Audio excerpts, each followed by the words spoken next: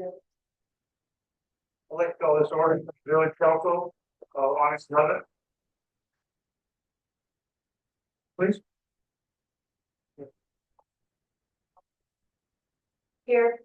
Ready? Here. Go. Here. Woodward. Here. Ludwig. Here. T-Hole. Here. Miller. Here. Next, the pledge of allegiance.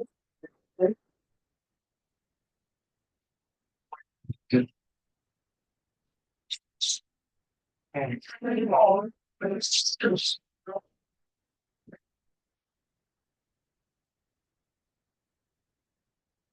my father, we ask your guidance tonight to connect with that essence of the knowledge, and we give thanks for the safety of all of our children. And we're here. There. Next order, five approved passes, we have this, we have them strict of it. Number two, approval, Trent and yeah, your motion on that. I'll make a motion that we got the. With built to pay from the sum of $26,662.50. I got a first here, so please. Okay. Got for a second, any discussion? Not. One. Mitchell? Yes. Lovely? Yes. T-Hole? Yes. Ready? Yes. Edward? Yes. Michael? Yes.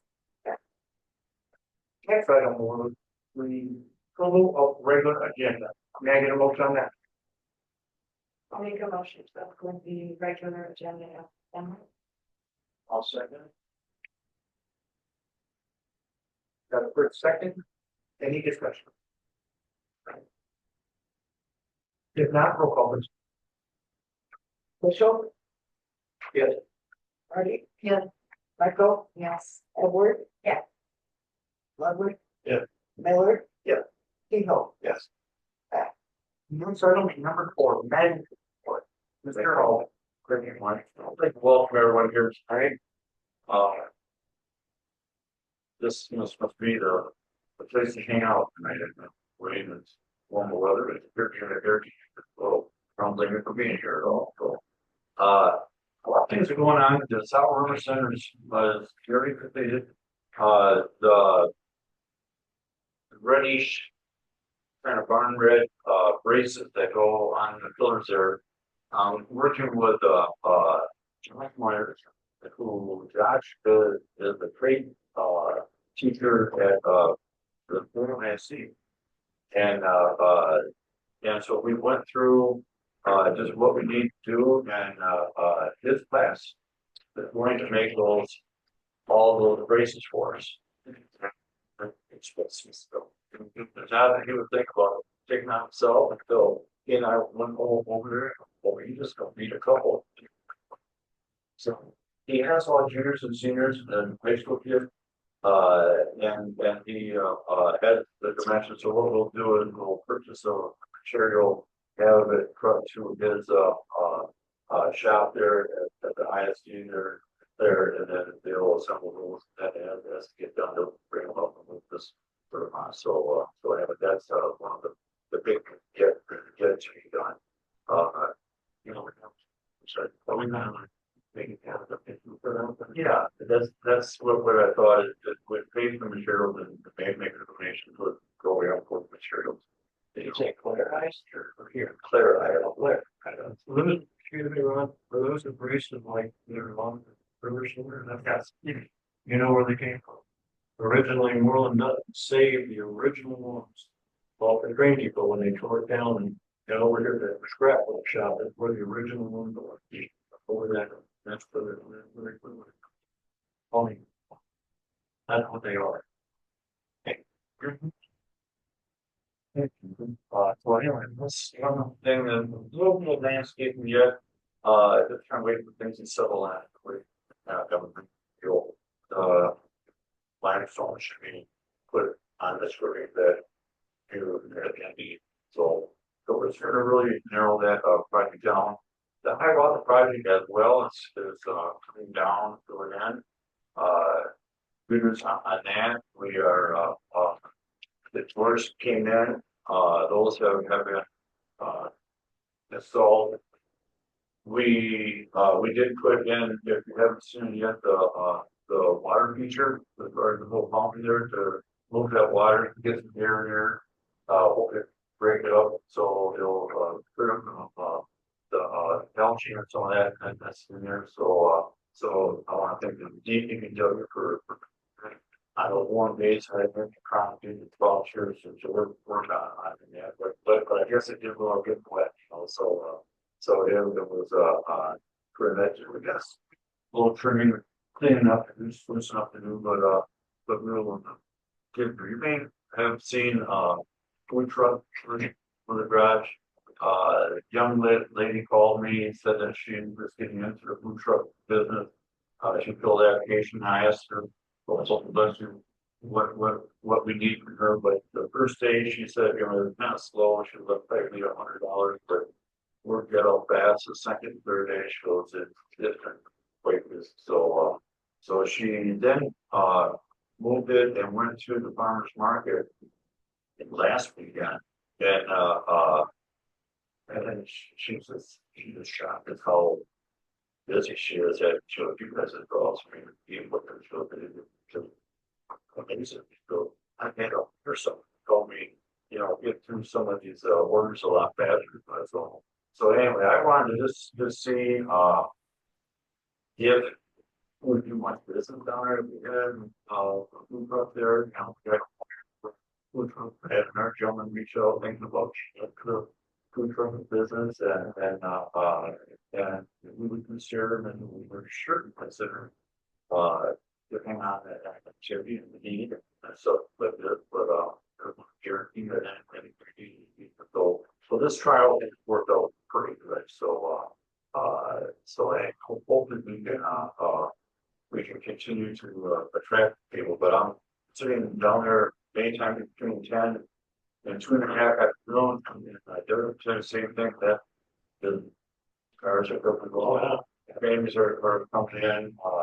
I saw one day a guy was having a Zoom meeting with the business from down there. I mean, it's just drawing just a lot of folks are going to be with it. We'll see. The niches and the umbrellas, the restaurant is really nice quality. It's really nice, and it's drawing a lot of food truck coming there now. It's great. How many food trucks do you think would be able to be there at one time? I don't think anymore. Definitely. You know, I remember why I wanted them to come into the corner one. Picture what you're the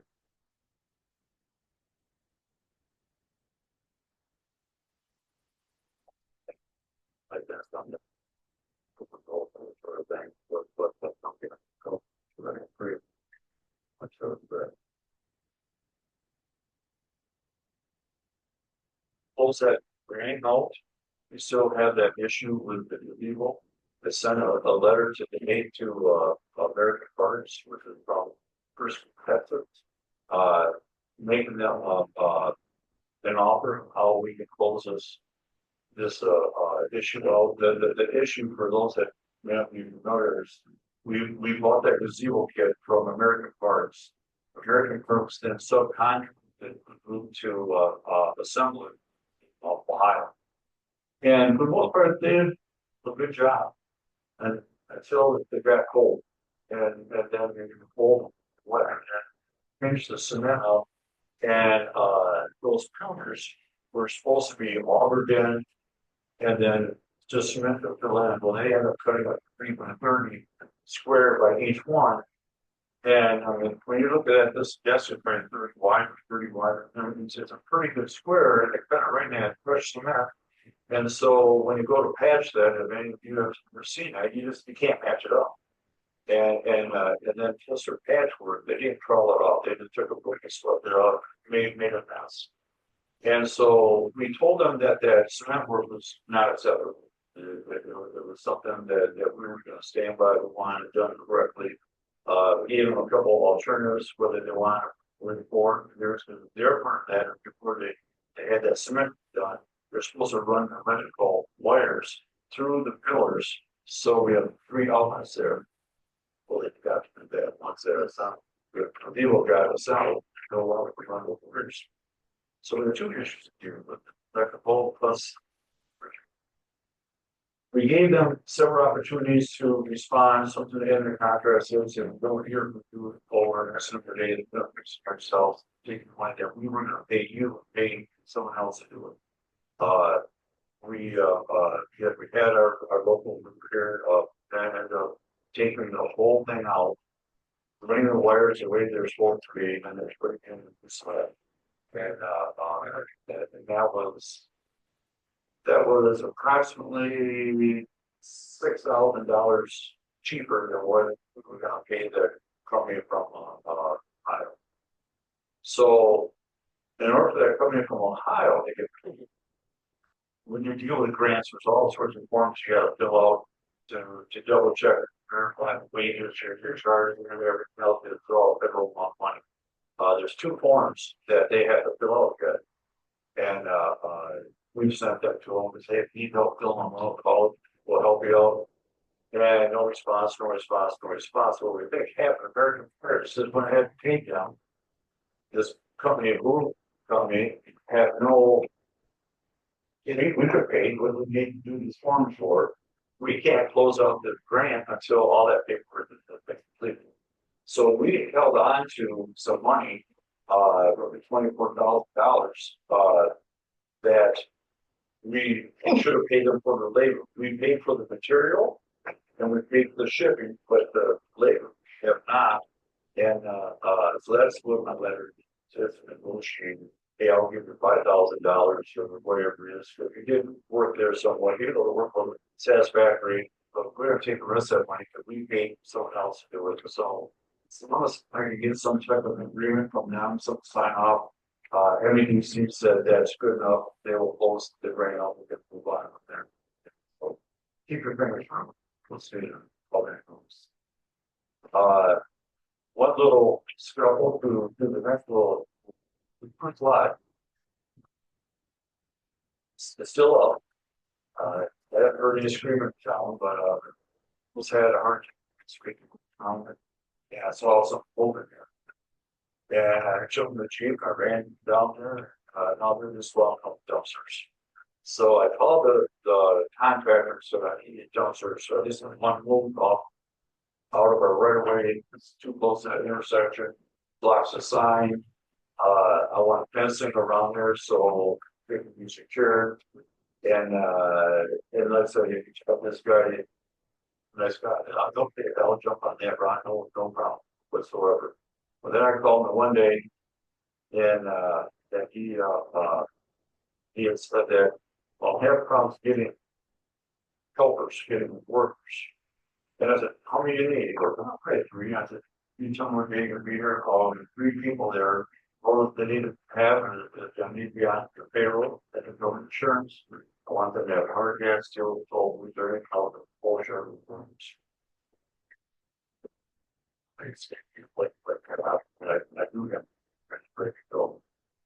And so we've just been going back and forth. In the meantime, a gentleman named David Leroy, who works for the state in state structure, state building area. He had heard about this building and put his eyes on it. He goes, that needs to be tagged and needs to be put down. And so the building's been tagged, and I'm trying to reach out to the demolition contractors to let them know it's tagged, and there's a window I think of 2 weeks if it's not addressed at that time that you're supposed to start so if it goes, I want to say 30 days after that, you have the right to go ahead and knock it down yourself. There's good and bad with that. We can knock it down, have that corner cleaned up, let's not. We're ever gonna get paid for doing it. So right now our attorney is working on that with her. She came to the village, sat with her, you know. Does it, you're talking about her? No, I talked to our village attorney. You know, that will be that. Said she made. Oh, you know, our attorney, and so she's going after the insurance company, but she agrees with me that it's where the original problem started right there, they should have sent us that check for demolition versus sending everything to the owners at that time. So, so she has her, people on her staff working on that, so it's not, can't keep her for us than that, but, keep applying pressure, but as of today, the contract with mailbox full, I'm not taking any more messages, and I even looked on all of fill in the letter.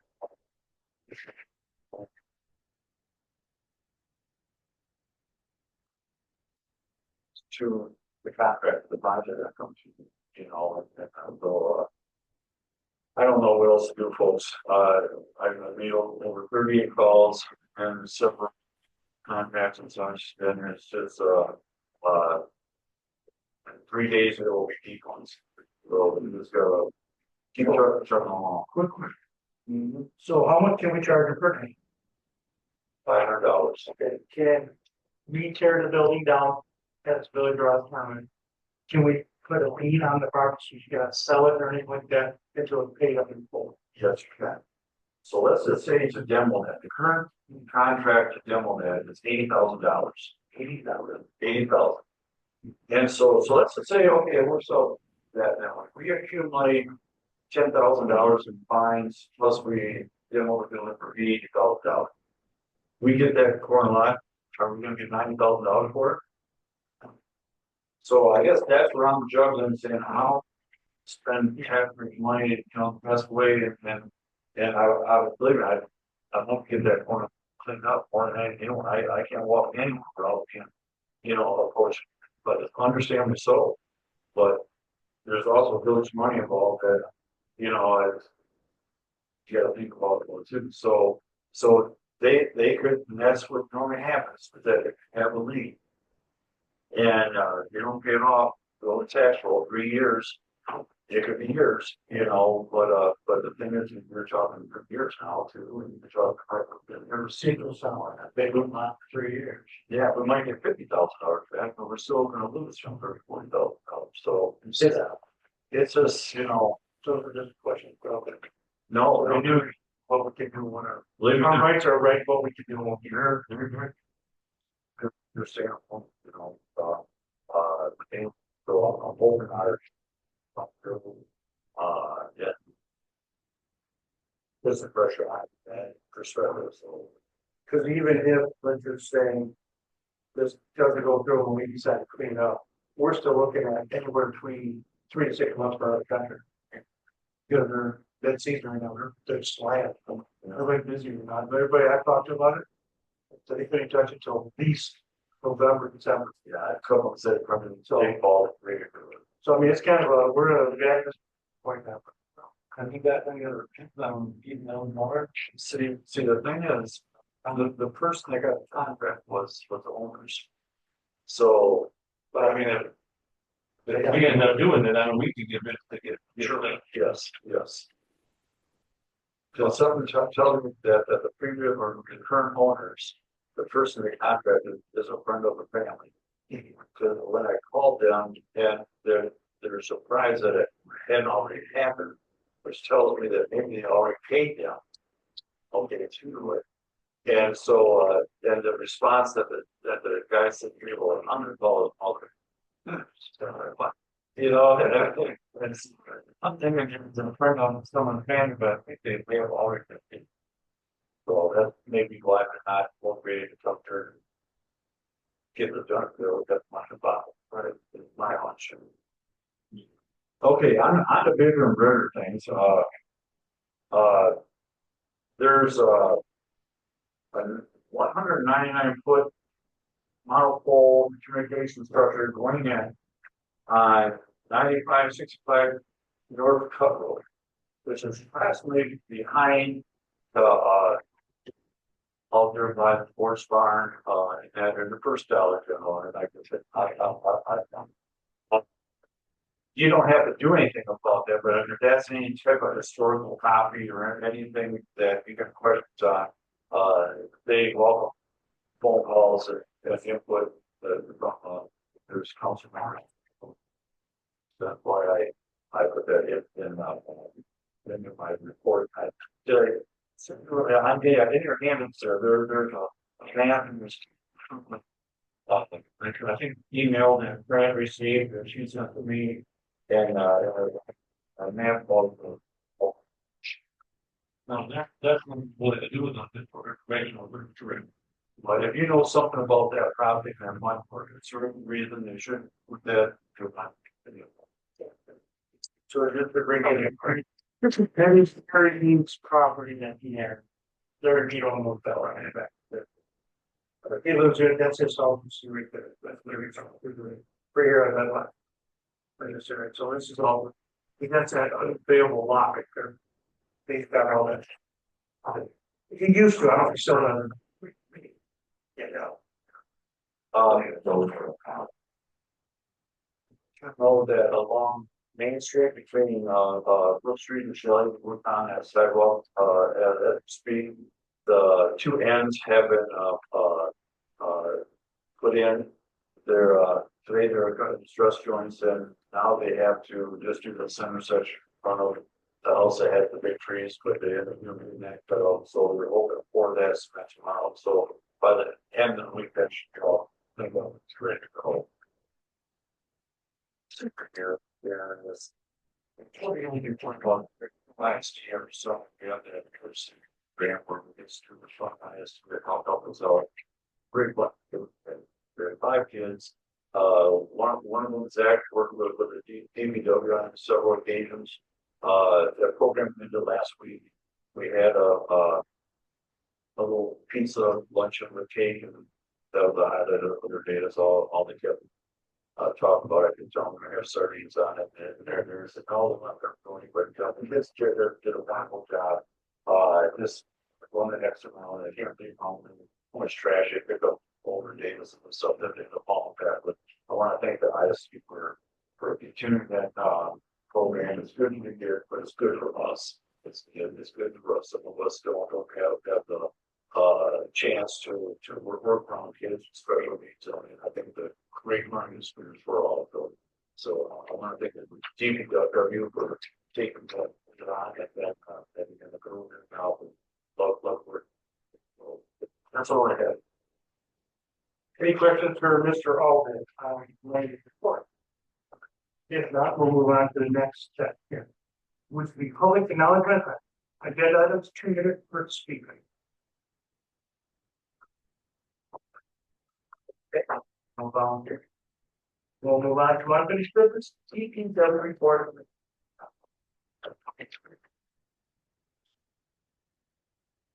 Health members. I don't want to say we didn't have a lot going on in the last month or two, but just a few highlights. 2025 water service line replacements. We've been talking about that schedule. That was completed the week of July 21st. Actually, it took a couple days, but they did a great job cleaning back up. I think. See how it is. And so, but check this completed and that requirements for what the state requires.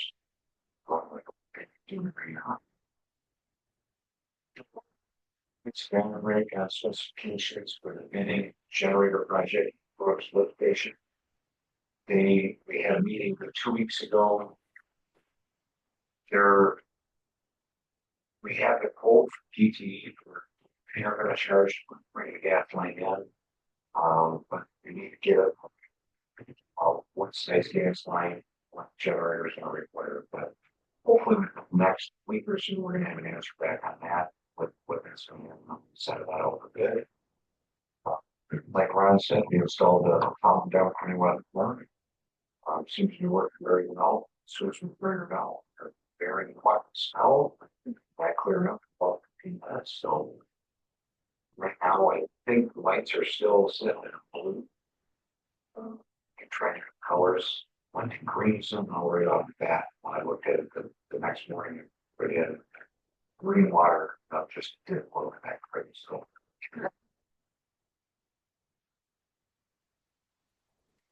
5 municipal water monitoring reports have been submitted to Eagle.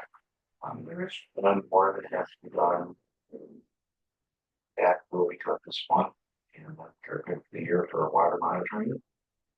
And last thing is that we will begin flushing the fire hydrants. I haven't is that we're gonna begin today, that we see with better we spend the fall.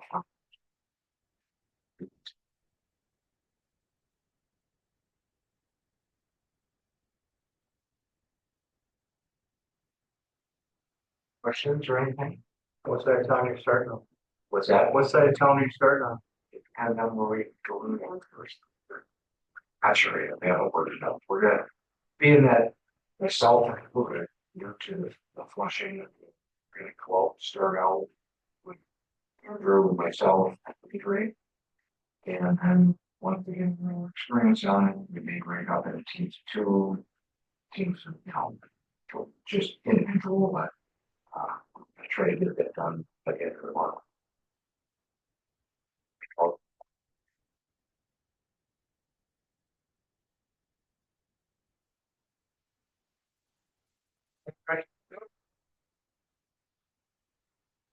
Very much, very much. You know, economic development report, it's very elegant. This fall rolling. Been out of here early, time. Thank you, Mr. President. I'm waiting on you. So October, to get right into it, Oktoberfest sponsorship letters are going out, have been going out about last few days. Dan's back here in town today. We walked around a little bit, spoke to some of the business owners. If you know anybody that hasn't been get up for Oktoberfest sponsorship, reach out to me. And we'll make sure that they get a letter. Love to have kind of an opportunity to support this wonderful event. A little bit of building the name, talked about some bands and so forth a couple months back, and everything seems to be going into place. Point. So I am working with our executive assistant Tammy on updating the website, make it a little bit more user friendly.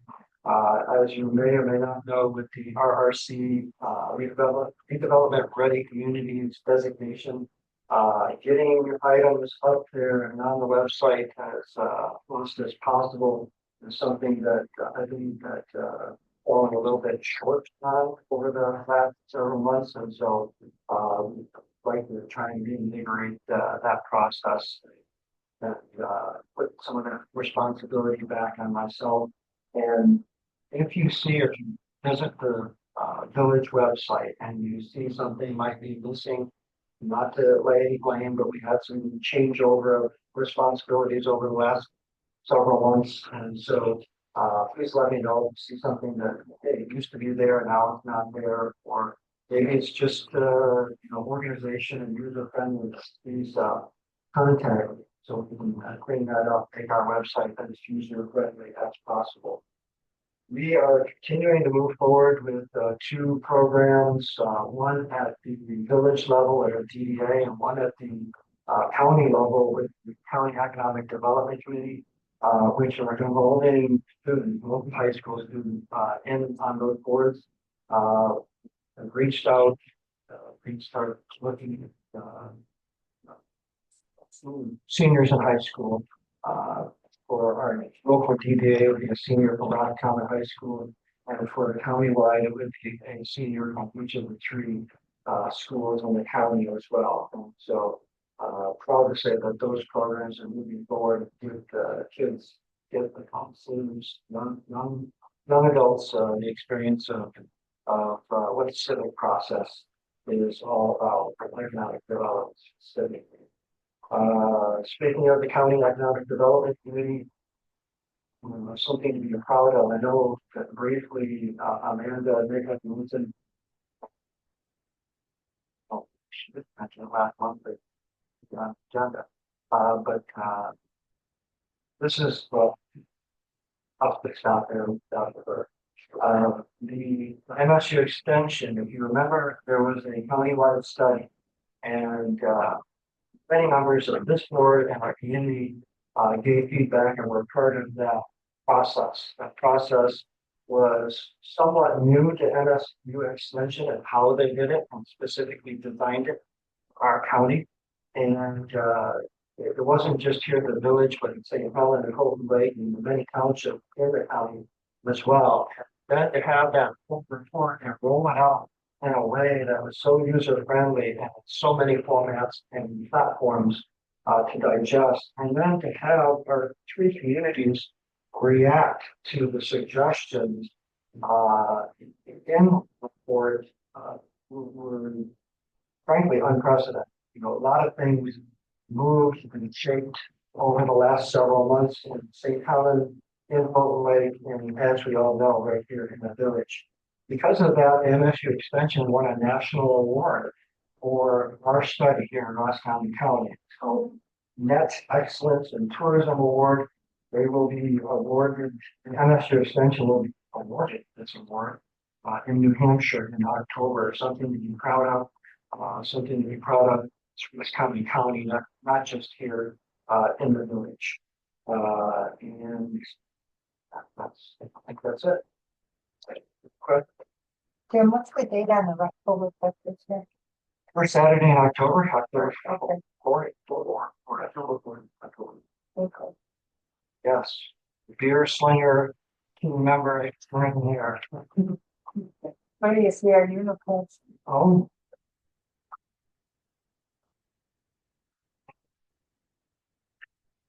Now we'll move on to Amanda with the MML CEA finalist. Yes. Mentioned,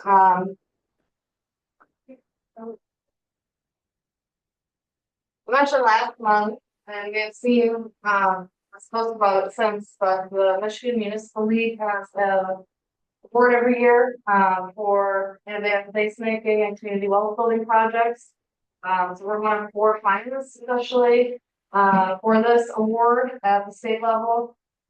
Basically, we're going to have an opportunity to highlight our success story around the Bird City, Michigan initiative, and then activating our bird themed public art, so the Carolyn Silver sculpture and how we did that and fundraise for that, and then the now bird filled mural that we have as well.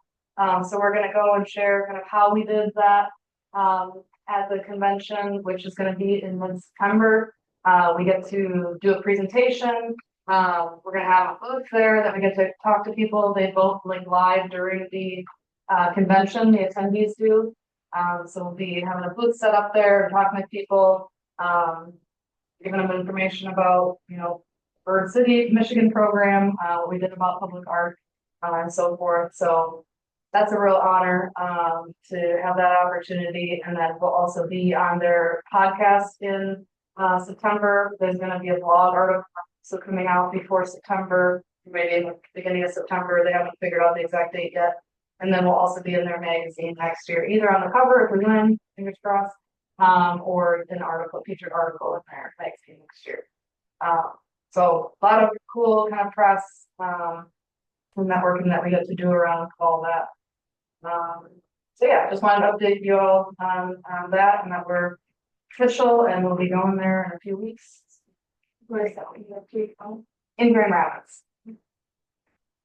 I think your bird comes to involved. That's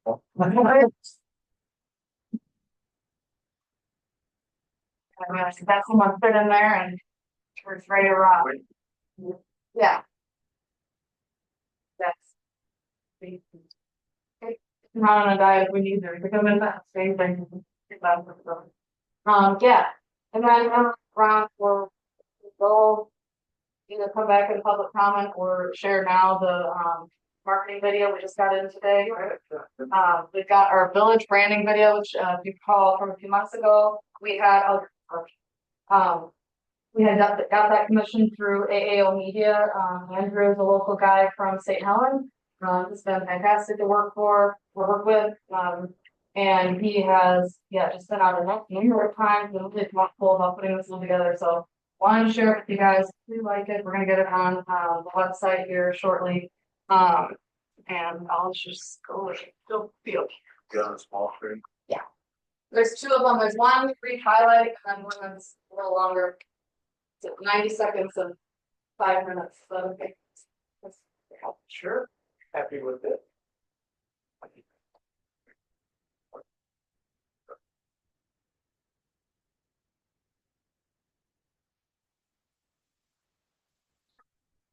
Hello, this is Matt Alden. Roscommon Village Manager. We're at Neil High Rock Park, right in renovations. I like the very much the village real estate.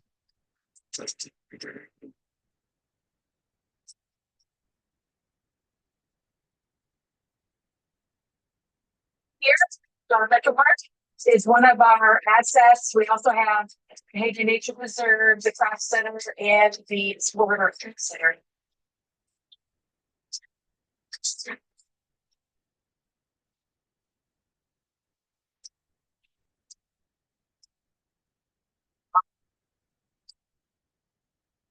What's it? It's 43rd annual. Questions. Jesus Christ.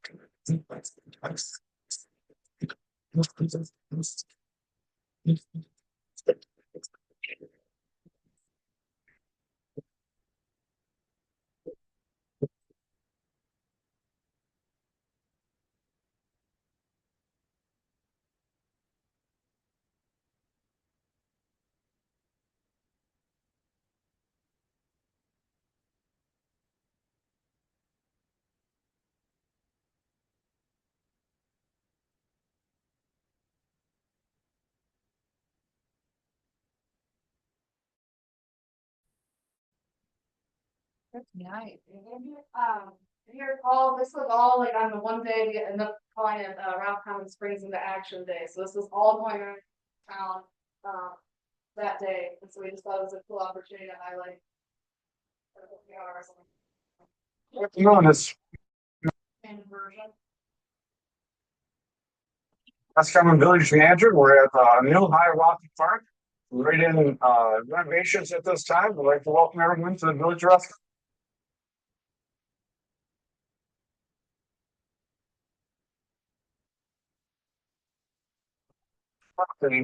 There's a lot of impact on this community. For years, there was the canoe livery ran by various families.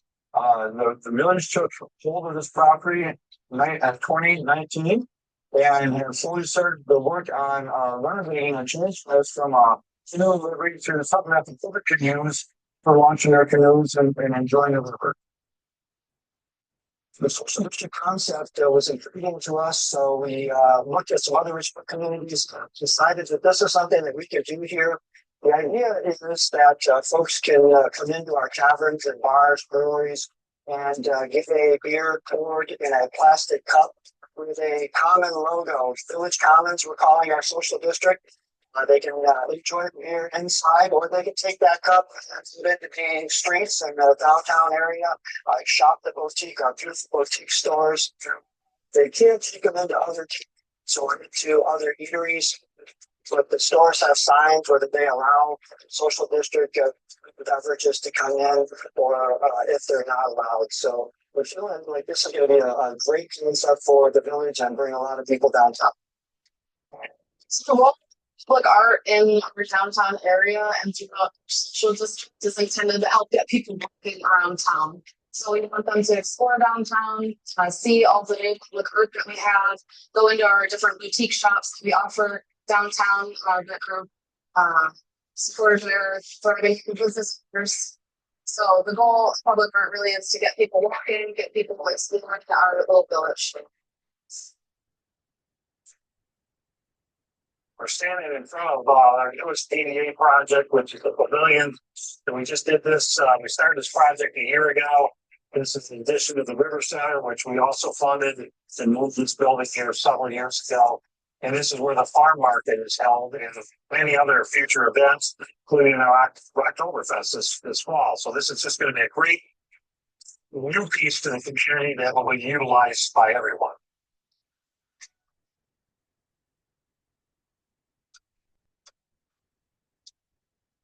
My name is Sean Braymont. I'm a director for Roscommon Canoe Classic. We are at the 43rd annual Roscommon Canoe Classic C2 race today.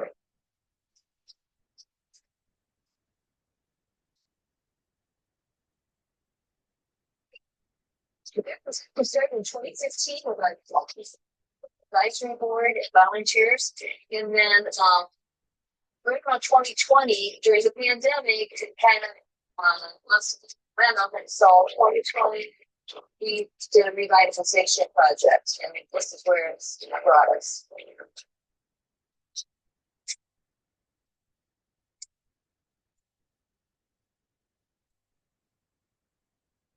And this will be our site of our $820,000 park renovation.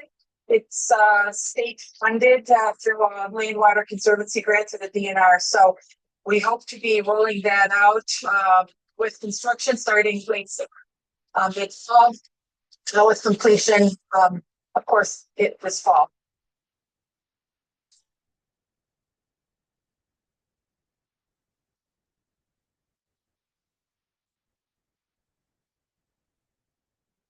Percent helps for this percent large engineering of like really like the freaking path. That's one big thing. We recently purchased like 30, almost 40 acres of wetlands. And wetlands are this very declining habitat. Michigan is, since before he was in contact, said with full light contact here, you've lost about 90% of the wetland in Michigan. So it's something that's very important to say. Because without the habitat, we don't have wildlife. You know, you have a few species that would otherwise hang around people's lawns, like, you know, house sparrows and starlings. So the more diverse habitat you have, the more diverse the wildlife is.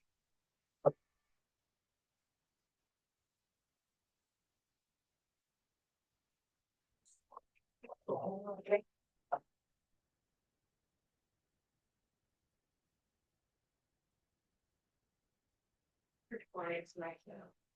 And gonna do a couple other little short videos on some of, some of the projects are done. This is important for the World Convention. With a short video, just kind of highlighting diversity in public art. So, yeah. Any other questions for Linda? Thank you. We'll move on to new business. Rocktoberfest social district. Piece of you.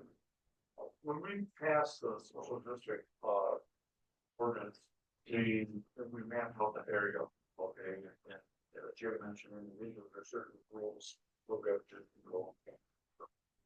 One thing that on a state application your permit, it says, is this activity going to be located inside the district?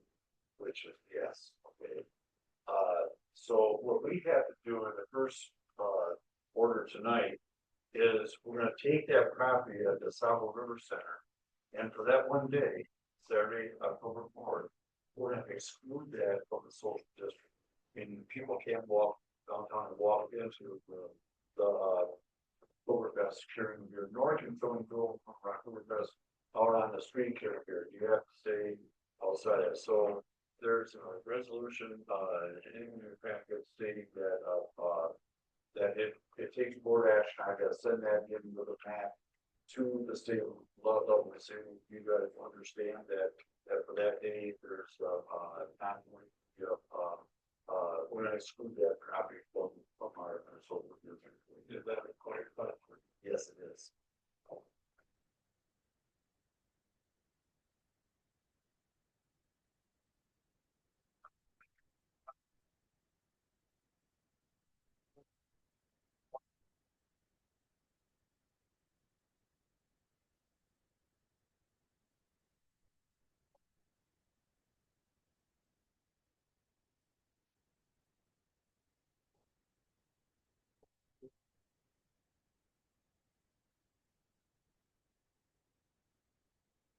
Yeah, for a second, I'm straight. When we meet the social district, wasn't there an option to kind of like have certain times that were like sometimes that we closed it down? I'm just wondering if it, would we still need this if we just closed social district for a day? I feel like kind of trying to manage if how would we work that? How would we work? Yeah. In the state application, the question just says, is your event going to be held within the social district? If yes, please provide a map excluding that area, and then council, I think we're saying that. So I think even if we said no social district on May, we still have to do it because it's technically in the social district. Okay. Is And there, I can advantage saw that too. So in the past, we had volunteers identified with the volunteer soldiers who, and I was one of them. We monitor kind of control that boundary area. And, we watch for individuals maybe approach the tracks for safety, help people don't linger on the tracks, but also not to take beverages outside of that area. So I think what would make sense this year is we would have the same function, and have trash cans that I also visit trash, Eastman one night, what I call the trash bag up. Where people could dispose of their that plastic stuff before they enter that area. And I think that would probably need for the state too, to get us out of trouble. But still allow the social district to function at the same time. And then we think about that, but not only just something, but, sure. So if we did have a trash can stage around there, hey, please dispose of your cups, we're gonna get in trouble with that area. I'm not making. that's what we're, that's too hard to add in and plan. Okay. Signs or anything we can put up. I have times from noon to 11:59. So 12 hours. Or look like a sign that we post. Yeah, we will have to have some, don't like, let her folk. Yes, we are.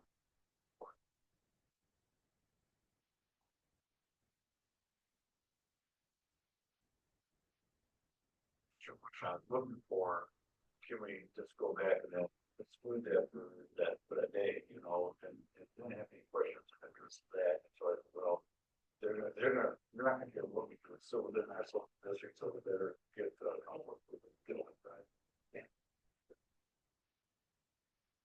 Okay, I got a first and a second, any more discussion? If not, can I get a roll call, please? Lovely. Yes. Mitchell, Yes. Miller, Yes. Sparkle. Yes. T-Hope. Yes. Edward. And Rudy. Yes. Okay, next item will be the Rocktober Fest special license.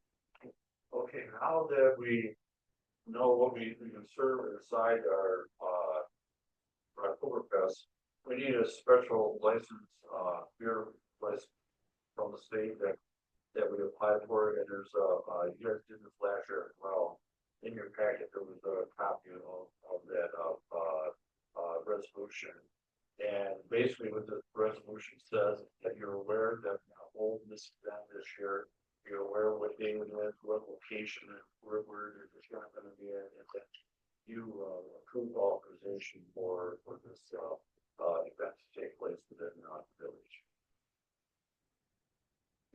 Can I get a motion to allow the government for the special license? For Rocktober Fest? I'll make the motion authorizing the application.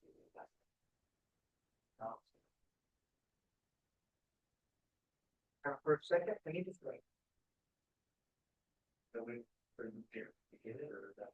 Yeah, as long as you get the hand of paperwork in, and their main thing is kind of what Kurt was alluding to. They want to make sure that you got your boundaries protected, and you have staff going to about that your ticket sales are, isolated from the beverage, itself, that people are checking IDs, somebody's presence, and so we kind of written off all of that before. It's gonna make it a lot easier this year, is having that pavilion. The tent was nice before, but we had having this out structure, I think it's gonna make it a little more smooth. Gotcha.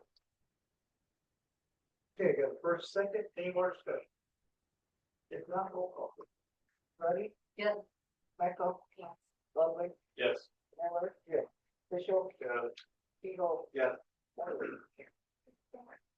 Next item is a Rocktober Fest donation. Okay, now that we've spent some time talking about that, in the last year, the village council and made a donation to the rental request for this event. Again, this event started a few years back when they were, 150th anniversary, basically, and then, but really turned it into, coming here, well, with the tourists somewhat gone by that time, I just see a lot of hometown people enjoy themselves, and it's really grown to be a success. Amanda, do you remember numbers wise and how many people this event grew? Just 5,000. You know, so the next, not necessarily all of them at one time. So it's a good show, and if you've seen those videos at the time, if you weren't paying attention, you're looking at those videos and say, it's so different from the aerial view and stuff, but this is a huge event, think that the thing I really, it really brings people together. Yes.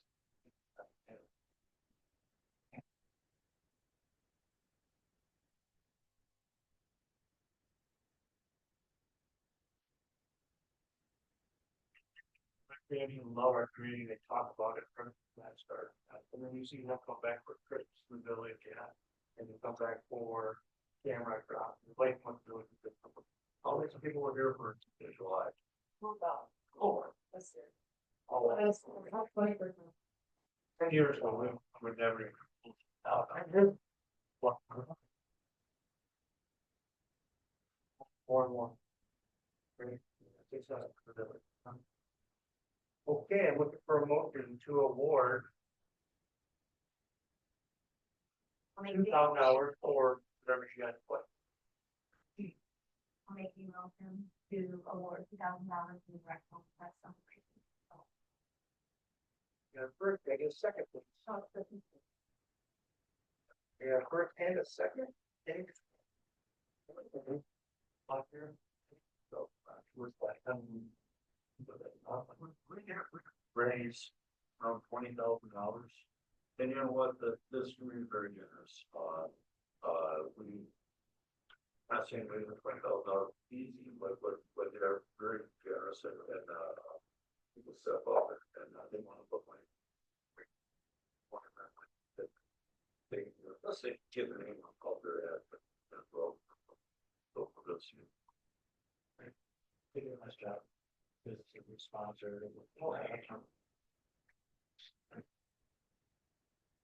Okay, any more questions? If not, can I get a roll call? Edward. Yes. Ludwig. Yes. Mitchell. Yeah. Michael. Yes. People. Yeah. Ready? Yeah. Yeah. Thank you. Looks like I mean, the Redstone housing project, that's what I'm. Okay, yeah, so. The plumbing and started, if you need a little lighter, people who brought here a fire here. Did not think of mine.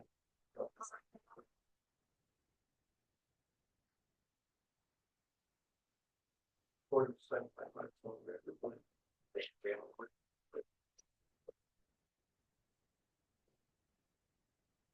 So, it's like.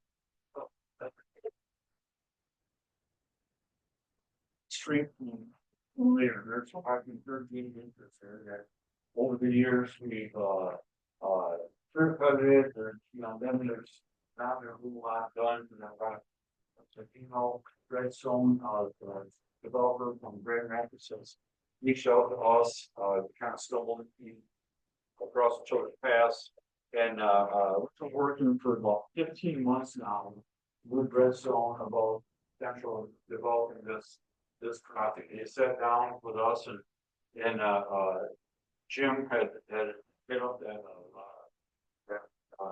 urban study, housing study, and in a time, everything just fell in hand. The Redstone sat down and they hesitant about investing that type of money in a community and doing homework, and Jim slaps on them our fit study, he slaps on our housing study and stuff like that, and this community has done stuff, they're just not, open with their hands out, so So we've met with them for several meetings now. We're meeting almost weekly, either by Zoom or something like that, at this current one. There's anything about Renaissance. They just don't send a salesperson up and go talk to it. They bring the hammer, they bring the president, they bring their marketing team, I mean, they're all up want to invest in this community. And they're looking at this, because this originally started off, well, maybe we'll put up 30 apartments in a dozen townhouses. Okay. Then we'd sit down with them and we're just so excited about 30 apartments and a dozen townhouses and everything else. Here, what do you guys need? And then they go, well, you need a hotel. There's no place to stay here. And Jim and I said, well, that's kind of what we started with this years ago, wanting a hotel in here to be close. And so they take the drawing board back, have their engineer draw back up, and they're putting a hotel in there. So they unveil this, and then, you know, you guys think you're a senior house, you get one of these complexes that start off as senior independent living, and maybe grows down to if someone needs assistance. You get about a 24 bed.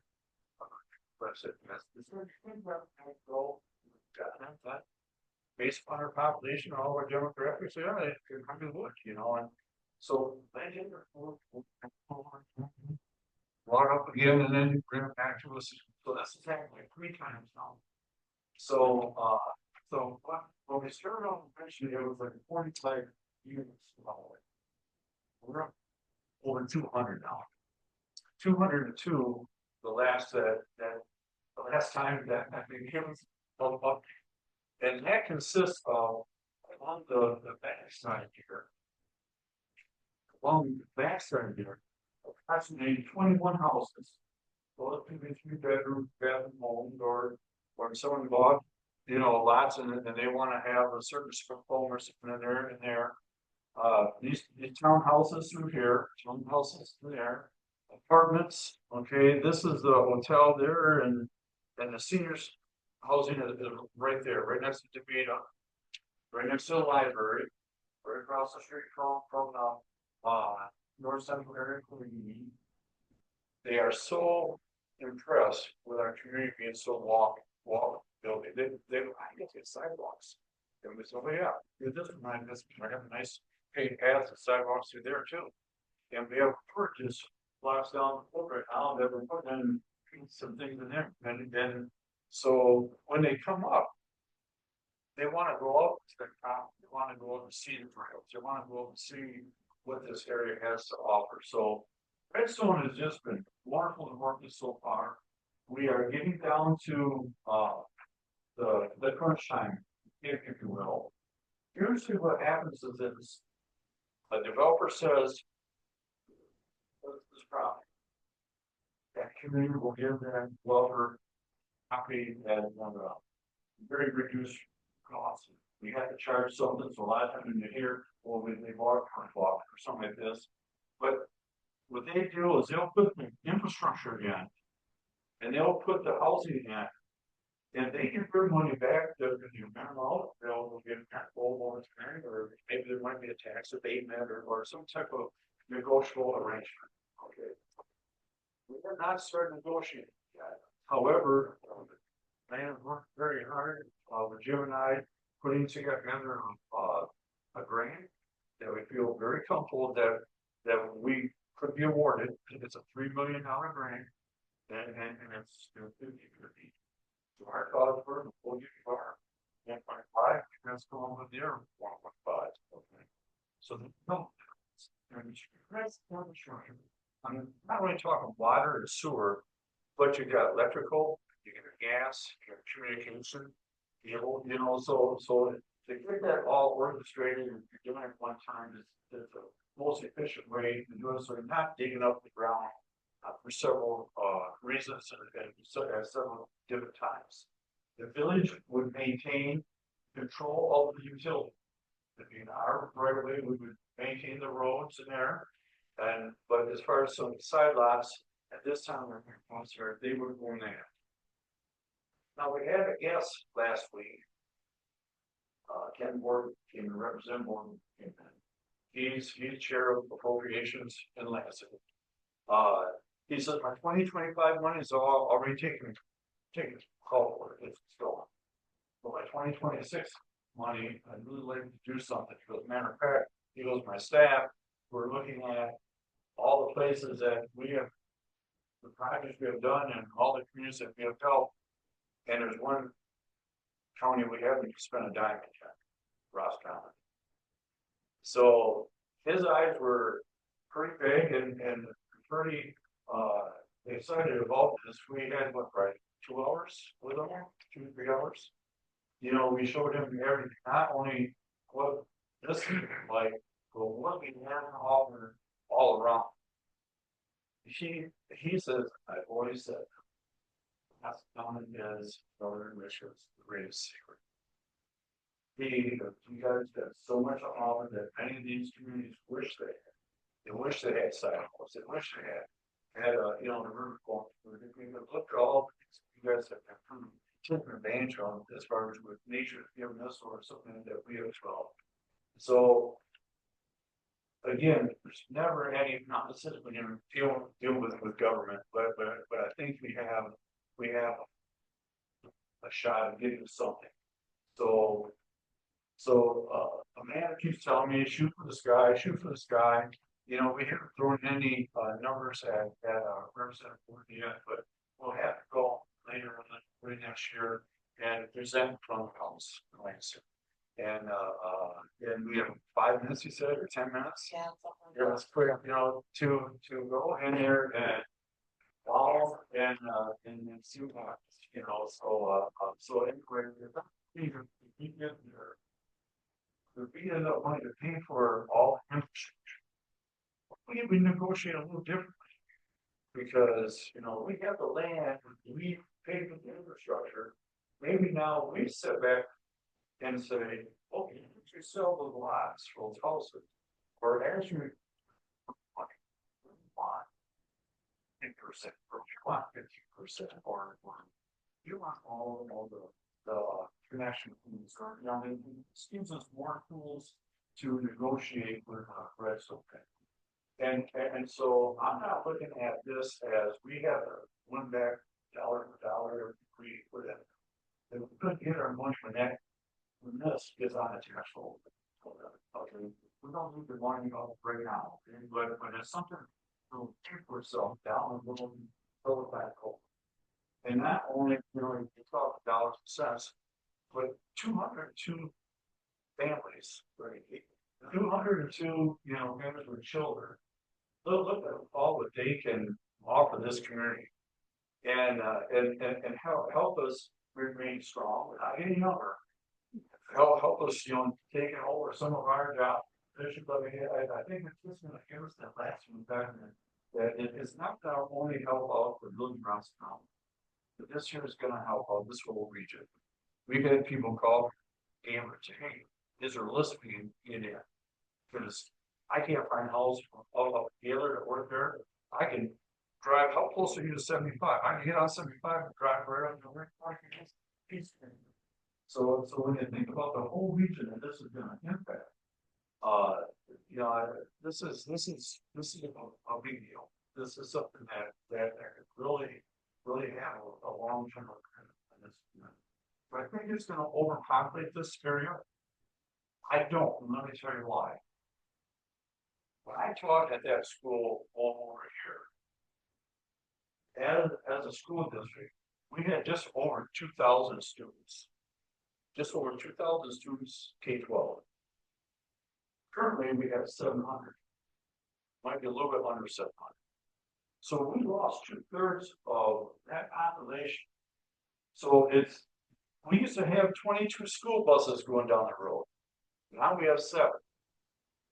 So do I think this is going to overpopulate the area? No, I think it's going to bring back some of what we lost. We lost the missing middle, we lost some of the middle class. And I think this is what we're going to bring back, a stronger, you know, middle class means a stronger economy.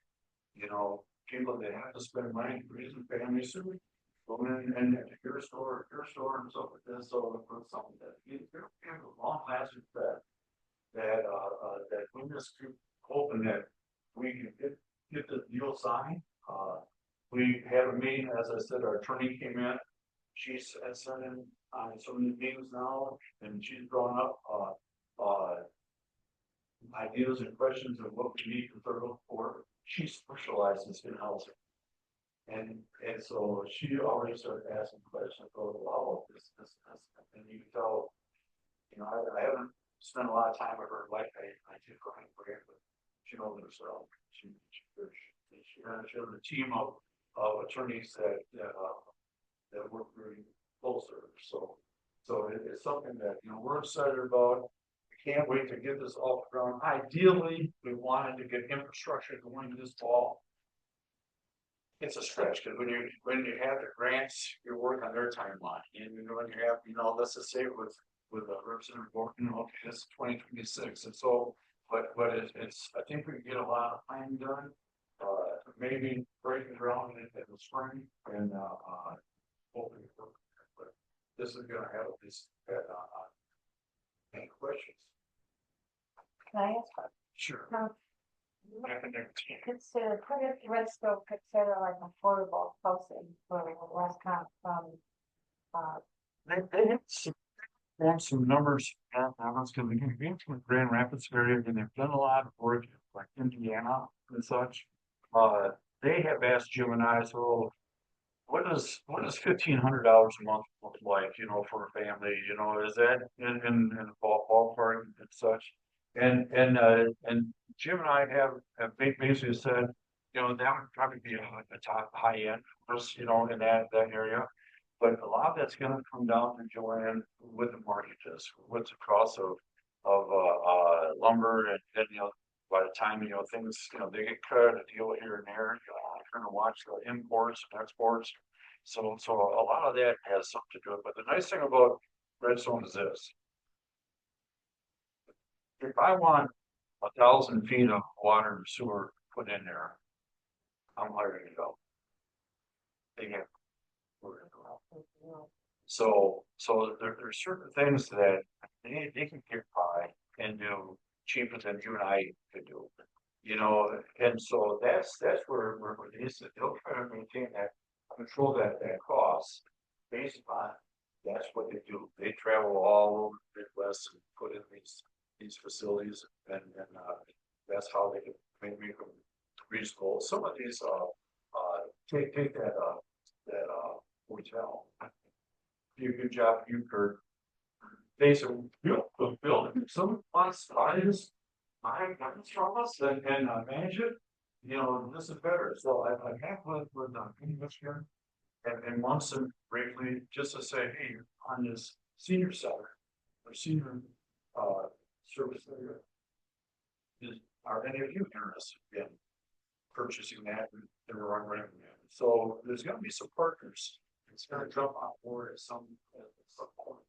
Or be involved in the but it's something that we're not in maintenance.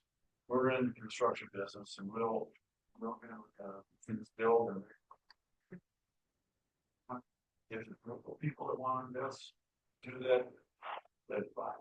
We'll just cut our eyes and say here. Can I add something? You can't talk about it already too, but kind of what you're talking about is what's middle income. Right. One of the things that I found in we were at a meeting with a leader almost a year ago, and they had just hired a comptroller, and the closest housing he could find was from their city. So I understand what you're talking about, middle income and things, but maybe we don't have the job structure, employment for that middle class family right now in Roscommon. But outside Houghton Lake, West Branch, we can bring those people here and we'll become a bedroom here. Take, for example, all that's going on at 4 Mile Road. This is housing that they can afford. Okay,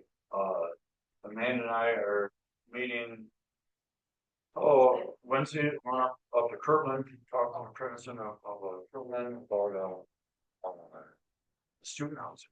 You know, you get dinner, make $1,500 to get 2 kids in there, maybe they'll work out fine. So some of these apartments, I'm looking at like 600 to 700 square feet. The townhouses could get 1,000, 1,100 square feet is what I've seen so far.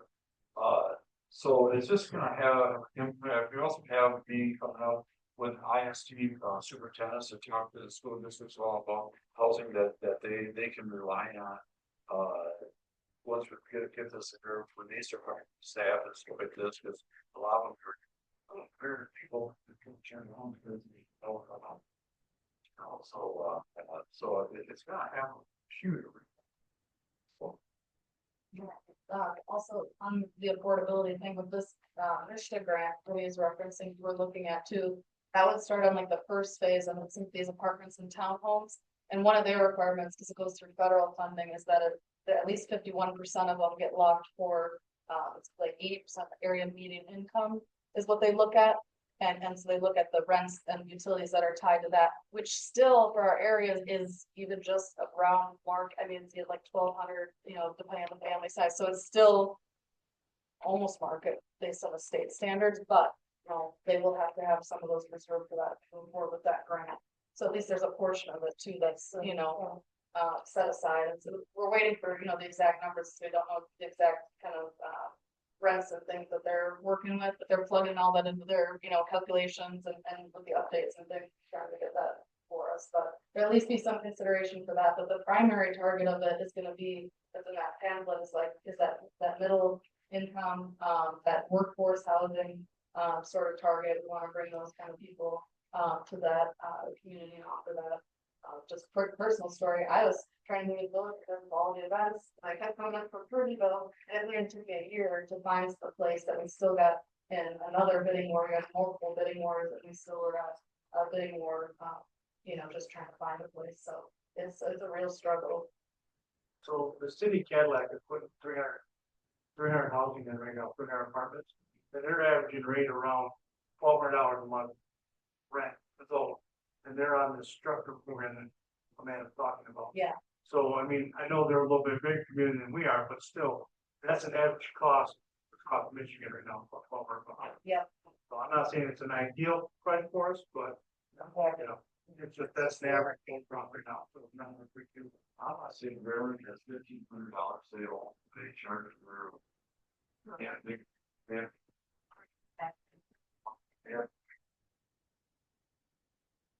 So it's not that, you know, the thing that we're red zone is just hard to give you that number right now, especially when you look at $4 million. And it's before you see a board.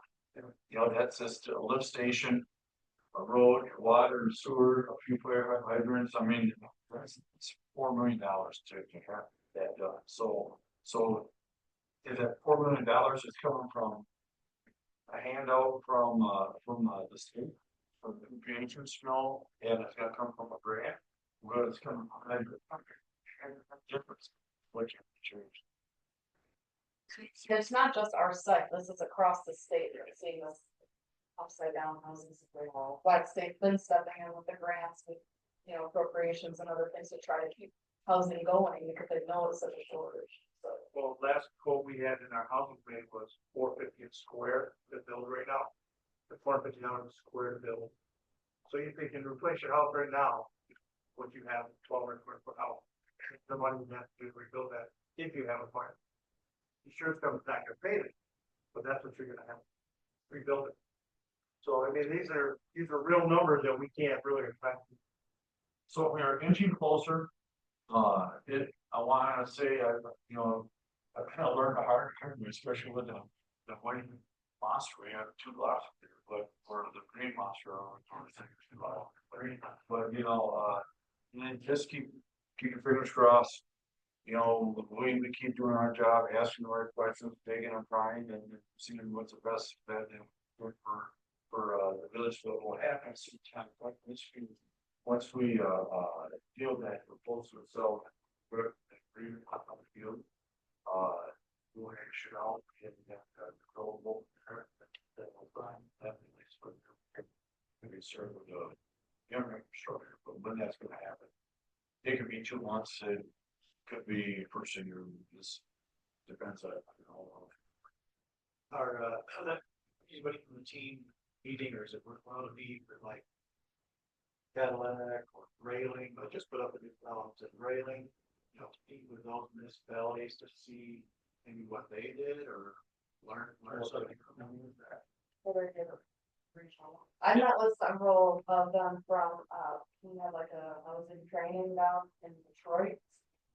There, there's a lot, the network that they have, but I have reached out to the kind of like, that's very good. It's really helpful stuff. It's very hotel. So they had water and sewer, the structures were very insane. Yeah. But I think they extended on, but the majority of it, the major problems there, see maybe what was their, what was their plan, what did they ask for from that development? Yep. And as see them, the company I typically work for, that is, they have a housing team, and so I've been staying close lockstep with them and asking her to touch a base of her. What other things do we, need to know about? What are you seeing out there? What's normal? What's not? Just trying to get a feel for it. So this is the first time we've gone through, something like this. So, yeah, right. So just kind of stay up on kind of the different stories and stuff that they're seeing out there. They work statewide, so. But you get ideas, suggestions, give us a call, we may or may not get the answer, but plug away, we do things that you thought of that we haven't thought of, but this year, I'm gonna say this takes a good portion of our game, everything. Just making sure, we're just double checking this, double checking that this afternoon, when we did the spice project, like 6 years ago. No, That's close to 8. No, that's 8 years ago. So I'm thinking some numbers, our system can adapt on our short capacity numbers, and I'm using those numbers because this year will all go through that same lift station and water supply. Nothing we did with that lift screen. We anticipated, sure, either here or in the industrial part, so we upgraded into there's 10-inch water going there, so the pressure should be a problem. So we're doing those types of studies just to see, okay, what do we have to do? We do know we're gonna need a lift station. So how you put what we put it down here, we're gonna help this, and with the engineers are saying, no, put it down here where everything goes through, just so you got enough pressure for stuff, our universal lift station for sewage and to push it along. Our system is a gravity force system. About half, maybe 2/3 of this has enough decline to go on its own, but we need a little help down here with these base and all that's put in, so the whole thing can get flushed out. Because Doug said, hey, there's going to be enough water hydrants there, we can flush it out. And storm drains and everything else. So there's a lot of those little details to be worked out with but it's real exciting, and it's exciting when you sit down with a developer, Redstone, who's doing work at treetops and one about his forest dunes, coming in, they're excited about being a part of our game. So we'll keep you posted. If you get questions or things like that, let us know. Yeah, 2 other things just to be on the lookout for that, like you said, we're working with the engineers, trying to get them everything together for like that first phase to cover the infrastructure grant that we need to submit in September. So 2 things that we'll end up needing you all to watch out for, and gonna have your voice heard on those. Is there's gonna be a public hearing that we need to get it's scheduled in advance of that, and then at the next council meeting too, we would require your authorizing resolution to be able to submit for that grant. So we'll have more information on that at that point. Like for the public hearing, we'll work it hard to get that across the finish line so we can submit for that in September. With the deadline. One more questions on Redstone? One other farm product development, there was a lift station down there. That's it. it's not a little bit slower. All that talk that this have for that lift station is that also has the one truck company where on site plan and also have a generator. So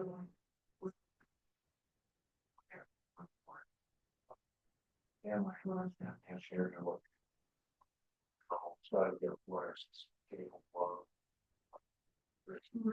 So I three cold full monitors out right now. So in my water, they need to verify they think everything's good, but they just had to verify that that's required. So Yeah, like, tell any of the programs of now, if you want to make an impact on this community, would you like to move the station name to back to?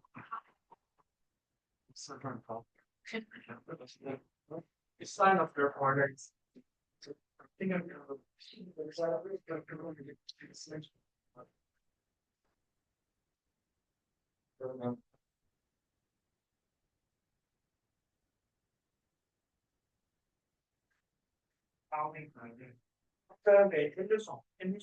Industry park. No.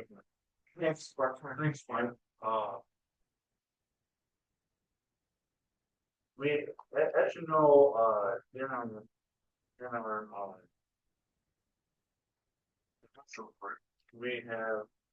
we have some property there that, Chase Shefty has purchased 4 lots from us, and so we need to have water and sewer to go to his business there, so he can have offices, whatnot. Currently, Chase Shefty owns these 4 lots here. So, and I don't know why, the brown is sewer, the blue is water, room 18 is right here. All right. South line is jumps through here. So this is new crap. All right. So in order to run that in here, you know, it's close. The way to do it, some diagram do it. You normally run it down and then everything goes on a 90-degree, you know, to put in there. And so you can cap all the ends and you gotta lot and move your after the water, move your fire hydrant down farther, just kind of different rules. So for some more trickier jobs, we have hired Forbes excavation and construction, okay. And Troy's done a lot of work for us, especially if it's a delicate job, it might be a little deeper, or we have to take certain precautions and we don't have the equipment or the skill for it. So he was down looking at this here because there's a manhole right here that we would probably go ahead and just abandon that and then bring it down. So when we're talking to him, we just said, just for giggles, what would it cost to run sewer all the way down to Square Road and run water all the way down to Square Road? So you measure out, you go, you're talking about 500 feet on each side. Yeah, give us a number. You're already there doing that. What would it cost you? And he came back and says $70,000. Now, when we look at putting water and sewer through this whole thing, okay, it would go through here, connecting us down here.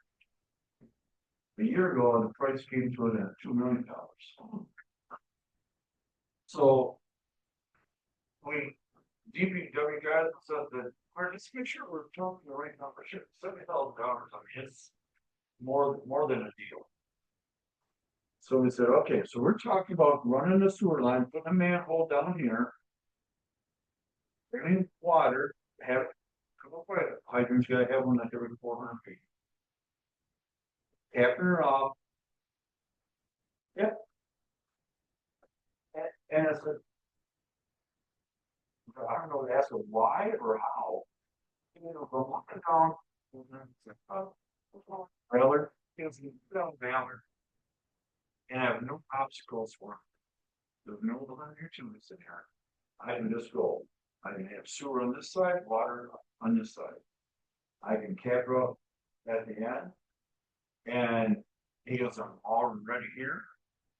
And I said, so give me the timeline. I'll have it done in 2 weeks, and you want to know that I'm even there. Now, Troy's been doing this for 40 years. He's been practicing. I mean, he's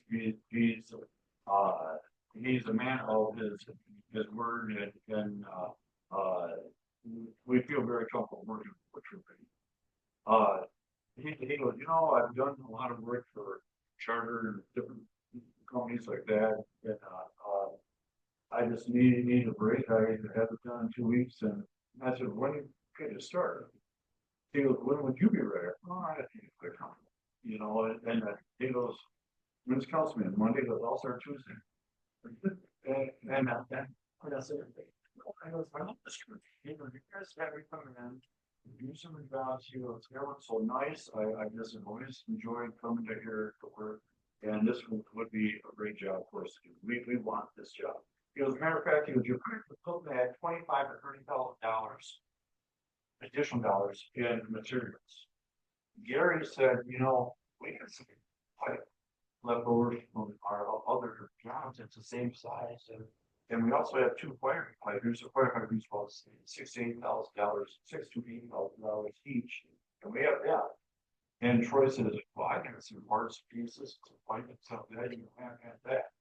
So we may have to, when it's all said and done, I'm guessing, might have to buy $10,000 worth of equipment. But with Chase having hookup fees there, that might be a wash at that. So that job might just cost us around I'll say $70,000 to $80,000. Now, I still wasn't sure that we were sitting there thinking, just give me a break. There's no mysteries that pop up. So next day he sent me something out on Friday. And so I sent them through some band with our engineers. I could spike it there. We were to run water and sewer up here to there. $70,000 is a good number. Very well, that's steel. He goes, you couldn't. No, he goes, we're not sure that could be done, but we'll try to get in a contract. And then finally I started asking questions. I told him, and oh my God, Troy said he's good, we needed to jump on that. Reason why I bring that before you tonight is we have a policy, a bidding policy, that if it says if it's within so much, we'll have to be a open bid or sealed bid and stuff like that. But in that policy, okay,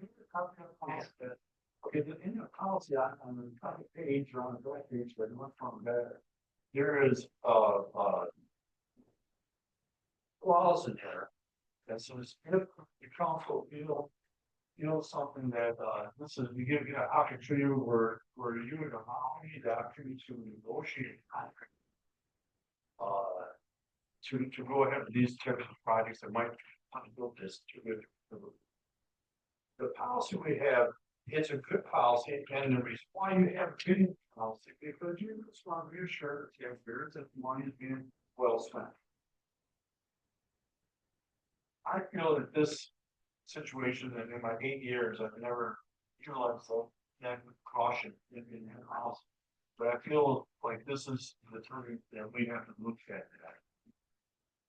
If I had to wait and do bids and have engineers put their hand on it and draw off of that,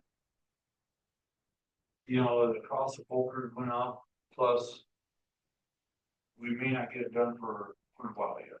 It's going to delay at least a month. This is a guy that's proven in our community. He has done a lot of work with the DPW. He would bail us out of such situations. He's well established, and I feel very comfortable with the number that he helps. So I guess what I'm doing, and I want to let you know about this. just think about them for a moment. 26 to 29, those 4 units, these 6 units will all now have access to water, sewer, as they think of that. So look at the value, look at the tap fees.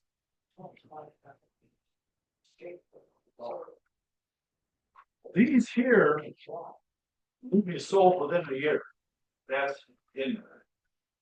Because we have had several businesses that have come in and said, well, I'd like to do this, but when are you gonna get water down there? When are you gonna get sewer down there? It's always been that, it's been tough to get over. So I think it's worth a chance to go ahead with Troy Forbes to expand this water and sewer here, to open up the possibility of not only makes this property more valuable, if it's here, these lots are gonna become more valuable.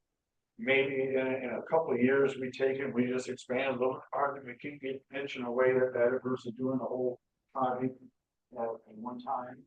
But I think that this is a situation that it's that it would be tough to turn on the back up. And I know in DPW, that was their same feeling as far as this would be awful.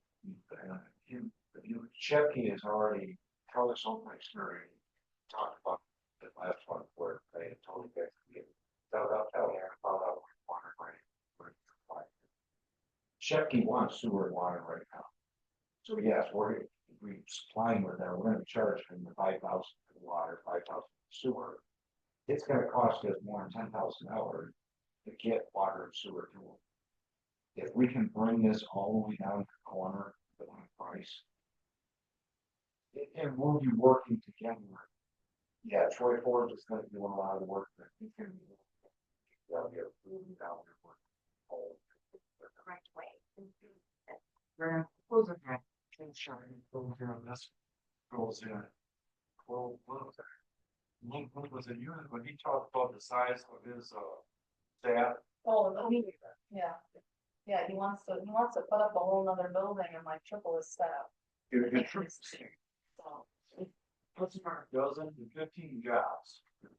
Minimum that off that area, working right here in our community, reinvesting that money in our community. That I think this is just something that we just stumbled on. And I think a lot of these opportunities are going to continue to be going right now.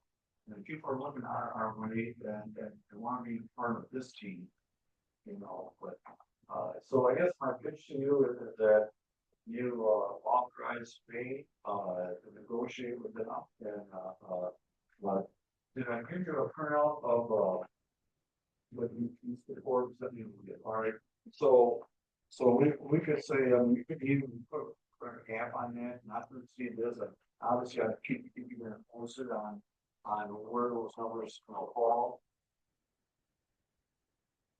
Like this, I would recommend that you exercise the language in that policy to allow me to negotiate a contract and get this done. That sounds good. We don't talk about putting that on the sound system in the private residence. You're looking at 15,000-20,000 just to make it. $11 grand get all right now for a house. So well, $11,000 minimum home kind of furniture.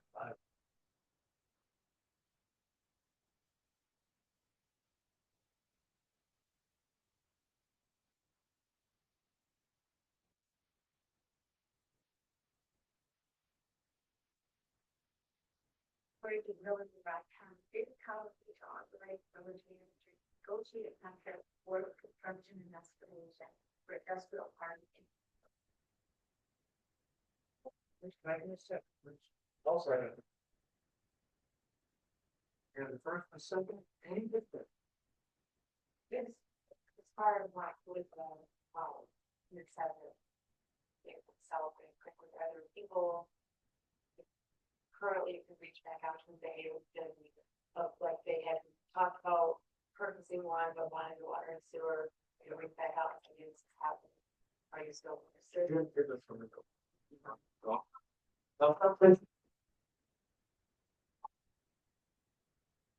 People hiring, multiple people that hired that twice with, 2026.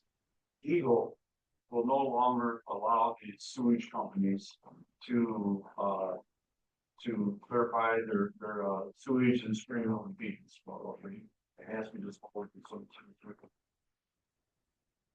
lagoon process, or we have a company that would like to purchase these 6 units here and put in with, let's just say, in terms of transfer station. So they're, and they check all these, and green all these septic tanks and different things that they would come in, it would unload, it would go through a filtering process, and then and there's the one I visited had 3 different stations that it would go through.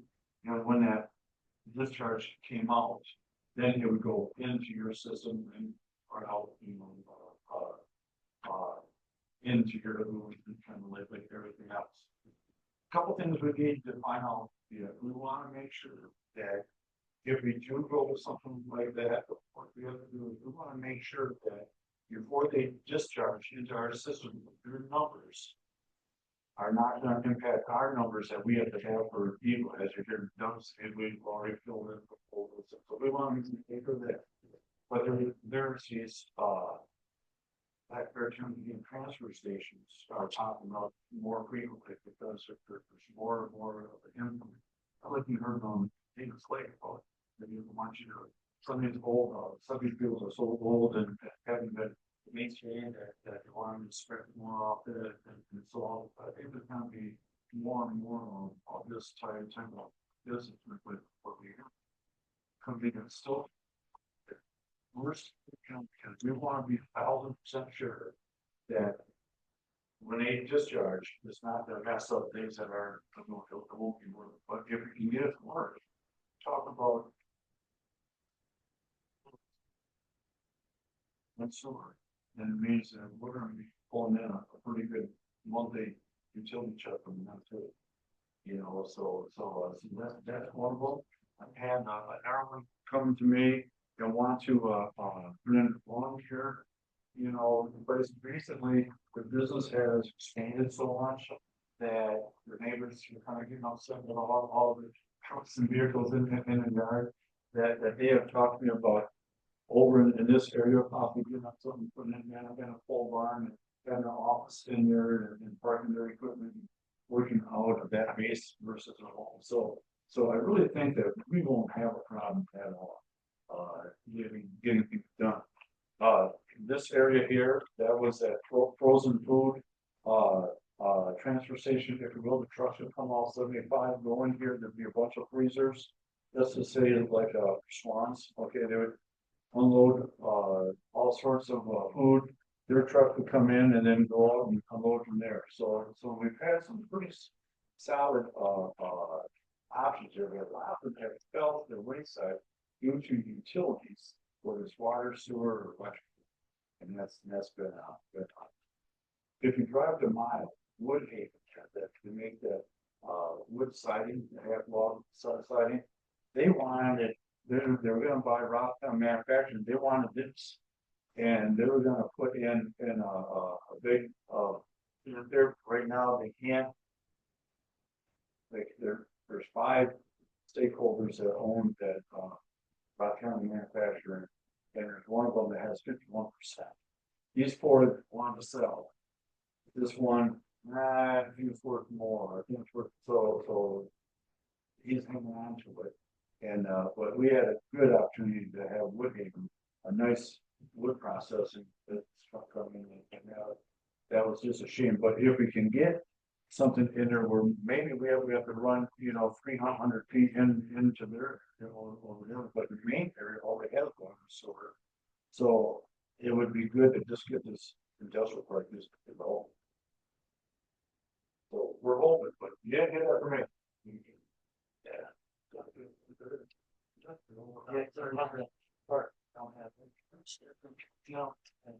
And we've said, I think some years I don't want to industrial park. So now I think we get some action going in it. I mean, it's a good option for $70,000. There's stuff possibility of really kind of time on it. That's where you come on stuff to look like those cycles. $8,000 profit, man. That's still a little incidental, but I mean, it's And you say there's like a 30,000. 25 to 30,000.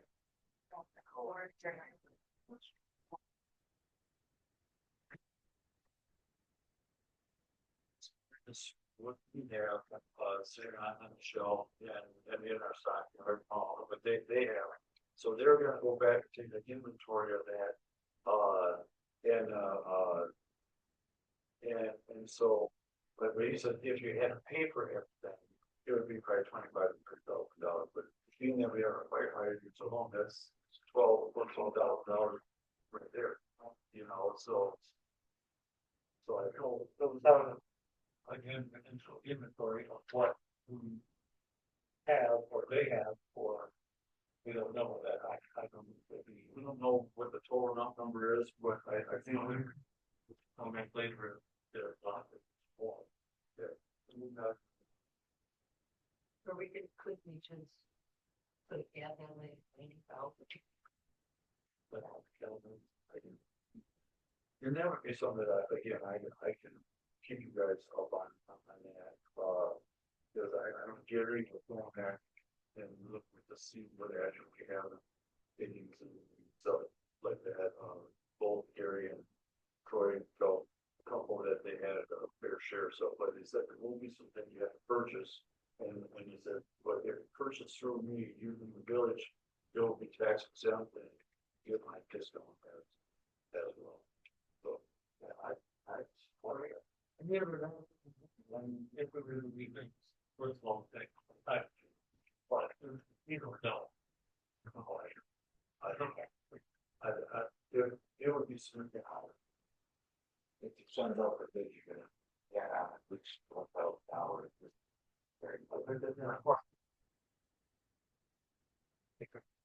So Doug, in your professional opinion, would the $20,000 be absolutely adequate for what in your mind? For what we have and what they're talking. I think we would be pretty close on that. One of the talk about it for one. I guess.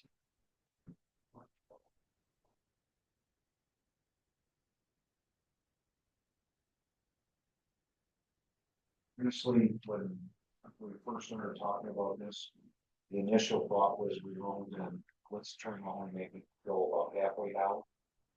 Take it the next one or two blocks.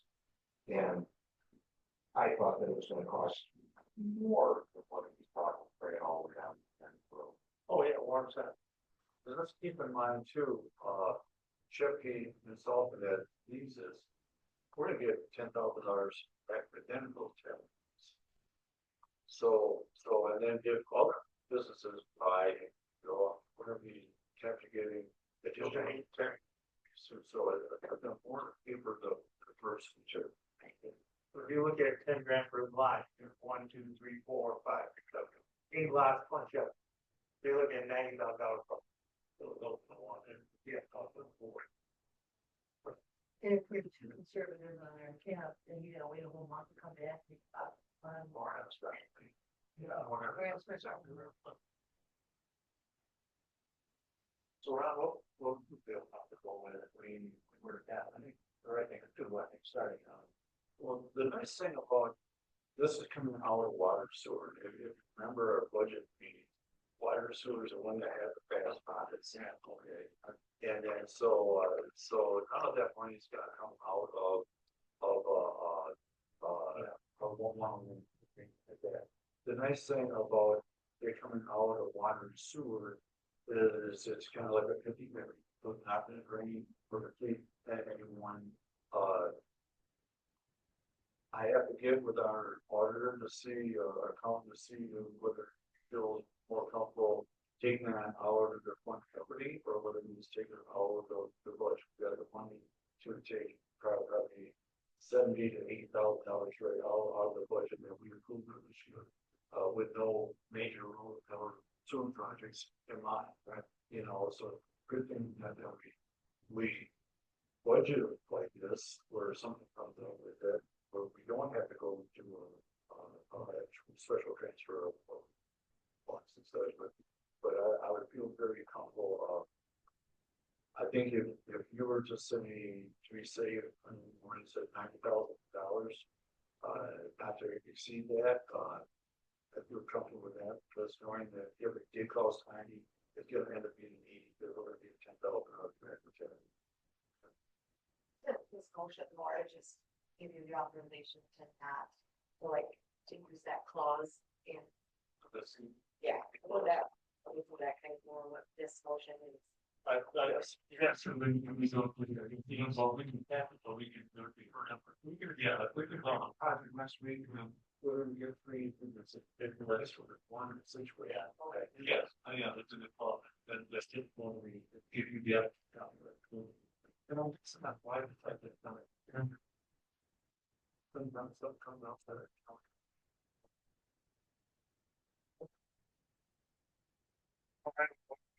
So if you want to amend your motion that to great cat, that's, I guess. Go with that. This is just to allow it for, but I think our motion still is going to need that one.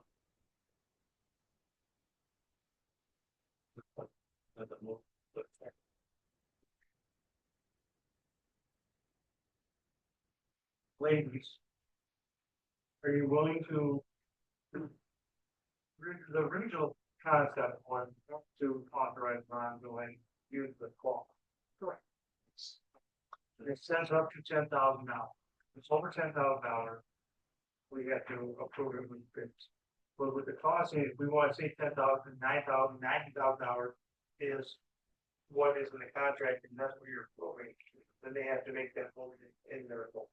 They have to put that in there. So I will read the motion. That's correct. Not to exceed $9,000. Okay. Make the motion according to the village Roscommon bidding policy to authorize the village manager to negotiate a contract with World's Construction and Excavation for the industrial park and construction not to exceed $9,000.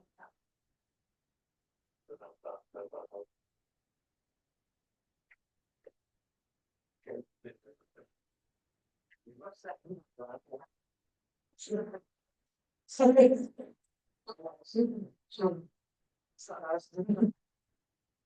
This is good. Any more discussion? If not, roll call please. Yes. Miller. Yeah. Right. Yes. Official. Yes. Schmeichel. No. Edwards. Yeah. Keel. Yes. The next item is. Usage order number 93. Yeah, this is just kind of FYI, I want a chance to talk to Steve Periels, who works on the compliance, ordinance compliance of, officer. Some of the issues that you're having is our nuisance ordinance, is too general, it's too open. It needs to be a little more specific. There's been some houses that we went to. Yeah, that's it. Hey, what can you do about all the trailers in the yard or on the boats in the yard or something? But like that. And I know during some months, hey, we want us trailers, so you know, multiple ones are trying to keep up with spice first. You know, it's this, it's enough. And one thing that's been said is, we're going to say anything, I'll make it happen. So I think we need to put the jump together, and we can go through this and make it a little more concrete, and then bring that back to you for your eyes to review it and just tighten it up a bit, because I'm seeing more and more. Let's just say someone I have a council. A car house, he has abandoned, Blackburn turns into his abandoned, that's sitting on the backyard. That's what I'm first to, you know, there's, but getting a few more of those popping up and Lake is tough enough to deal with it. It makes it so much easier. We can go up and say, you can't have no more than 2 trailers or more. I mean, again, and I get that we're in a camping and trailer area again, and I don't want to exclude that at all. So we have to do something like that over in our community. Camping out in the cemetery. A lot of trailers, trail or whatever, you know, and you just don't have that, and you don't want to put like, Where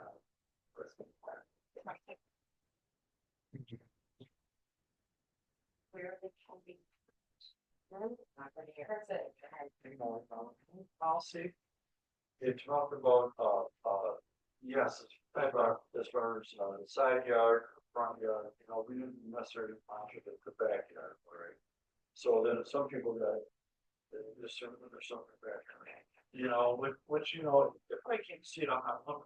However, there's a lot of park lots, so then you can see stuff that, you know, so, so it just, that's been really frustrating for Steve going through and, he just said, man, if that's something that there's some here last way, you can't have more than 4 deeds or 3 deeds or whatever. He was going to be either for the beach of course versus everything kind of generalized. There's a guy down the road from me that like just has a bunch of trailers and boats, and every once in a while I see him just moving around the corner or into the other part of the island. Next thing they're doing, you're right, and going all by the room for sales and by moments. You know, so it's just some of that stuff we need to have probably a little bit more stronger. So so we can take action quicker and help on some of our other areas. Yeah, that will put us. So anyway, I just want you to know that.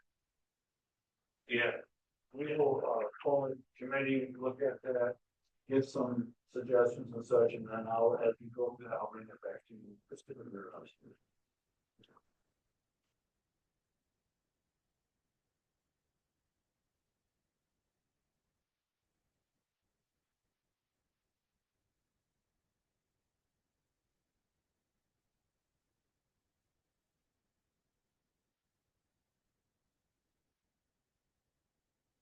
down at the old boat. I called that guy. Told him about it. Never took it. Next item is discussion item. Item 2, American with Disability Act. Jim and I have stumbled on this here month or 2 ago, maybe 6 weeks ago, that come 2026, when you film live and record live your meetings, you have to have an interpreter, you have to have some signing, and being able to handle everything for the hearing impaired. And so a lot of the townships, I know some townships, I know our commissioners, what they have done, there's a cost of that, you know, like crazy, depending on how many meetings they have, year and such. What they have done, they have filmed their meetings. The TV would be blank during the meeting. And then when they're done, they'll upload it to their YouTube, like we do now. Then when you view that on YouTube, you can hit caption, and you can hit certain features that they can still get the gist of the meeting without having to provide any special trained professional to do any type of assistance for the communication. That's kind of the way of getting along. Now the good news is will be available for the public to see, you know, and this won't be live, you know, that it will be what they there. Yes. So I just put that for a discussion item. You may have heard about that. If it's something that we want to look at or change, we can put that on the agenda for either the next coming months, because 2026 goals are more with that. The actual deadline is, April 26th of 2027. It's not 2026. Is that right, Jim? That might be, when I spoke to the, controller, county controller, and the county commissioners, she had mentioned 2026, so I was going to. Oh, there's on the website. They have a fact sheet and it goes through all of the deadlines and our deadline would be 2027 for 26 according to. Good to know. Yeah, to the form of benefit. I think that that's good. Oh, I was asking.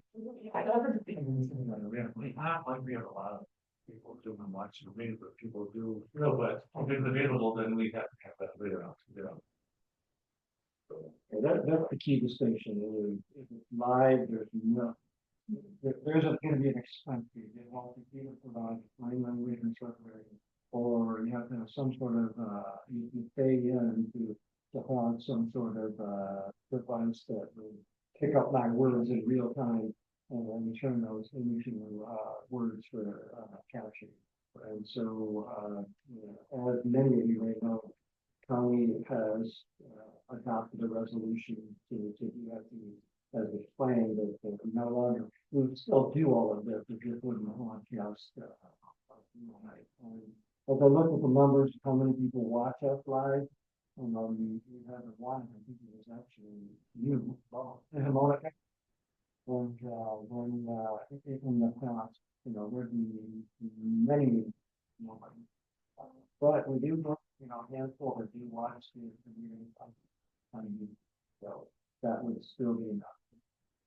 Would this then also apply to like all social media? So like, and I noticed frequently that there haven't been, in the past, you've done like live events. Those would have to either end or. Yeah, and when I read that, well, Facebook Live can have to go away. Yeah. For municipality. For Yeah. like the village, the village stuff. The government. So, like those kind of things that now. So, has been put on there. yeah. Couldn't go, which would you, for special circumstances, have like, reasons you, I'm just wondering, like, is there an option, do you have to either get rid of it all, or do you have the option to, for certain events, have an interpreter or that special? I would imagine if we comply, yeah. I mean, whether, it's not like, you could have any resolution to go on. And you could say, we're gonna do this for those council meetings and DDA meetings, but we're gonna allow it to present. And out there for bringing in somebody that. Or that, software, you're talking, it's actually software. Do we have any like idea of the cost of, I think actually.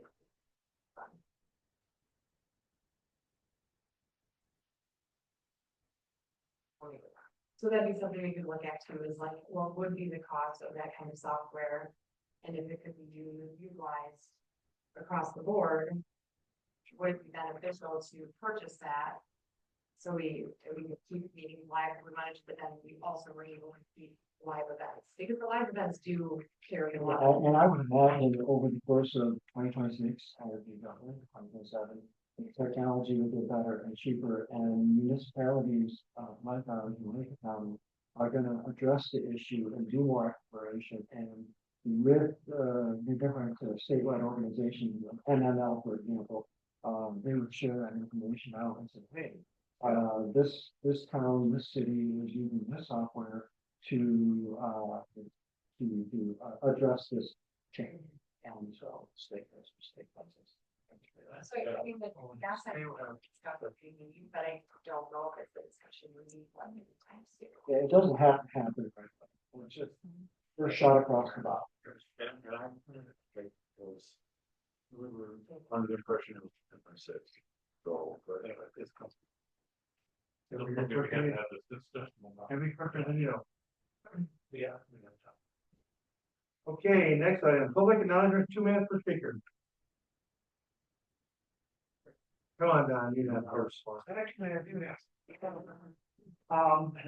You have the nuisance ordinance on your bill or on your docket. And reading through it, it doesn't need typing off. But if there could be something or strengthening something about loose dogs. I have to alter my walk in 3 parts of the village because of loose dogs. People just let their dog out.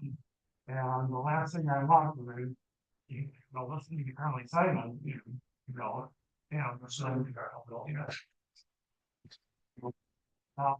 it's just, I'm scared if it's easier to the one time I put on my reflective vest and do the group, but then I want something running after me. And so if that can be tightened up, or, I need to ask, writing the sheriff and see if I can carry bear spray or something. I don't wanna harm an animal, but I don't get, There is an MCL about these animals. Oh, yeah. yeah, there is, and they have to be contained, but what do we, is there anything else we can do? Do I share and say this address has, Yeah. 100 trying to get that sheriff or animal. but that. I'm walking out every morning at 6 a.m. and I have a wild dog coming out of the yard. And I try to Because the owners aren't always have the cerebral propensity to understand that, he's friendly, I don't know he's. Exactly. Like, smell somebody you like. just don't ignore that, I think you're really, this really is an issue. One more point though about bear spray or Yeah. is to always have a critical factory system. Right. And it's not as effective as it is in a human being. Mm-hmm. There's no guy. Yeah. And so Yeah. because my wife has first-hand experience with one downstate and it still came at her, she was Mason that hell. Oh, okay. I learned that they were different on them, so don't feel overly confident. Yeah, get something, I think, because there is one screen, I think that is effective on dogs, and expensive. Okay, I don't have the name of it. I just wanna go for a walk, I don't want to pack. Exactly. All right.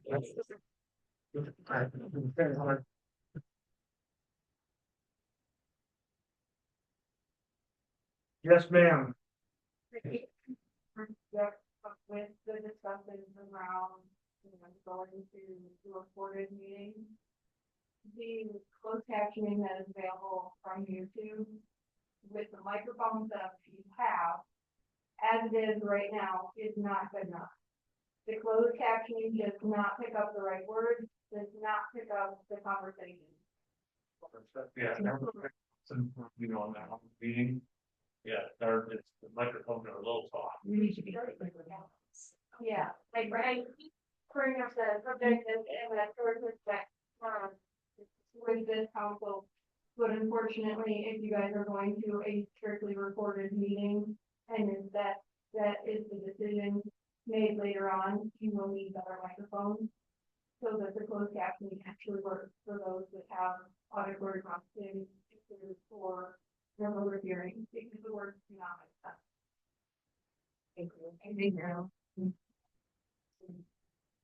Any more public knowledge? Okay, if not, we'll move on to the next. Council comments, Mrs. Words. Thank you for bringing to me. Maureen. We didn't talk about, the kids did that, the Chamber of Commerce and the merchants did that, such so much fun. It's fun. Good job. I'm not sure who was all involved, the chamber for sure, a lot of merchants, but. Yeah, really fun. The whole building. Yeah. It's Daniel, sir? We've got a whole lot of stuff that I'm not even going to call it. Human take up too much time. It's also on the kid's day, I called out for birth, but my kids got to go with my oldest daughter and my granddaughter. on it and they had in black. Yeah, it was, yeah. I posted it all around on Facebook. Got a lot of comments out really. The great thing for the kids. That's what. Mr. Ludwig.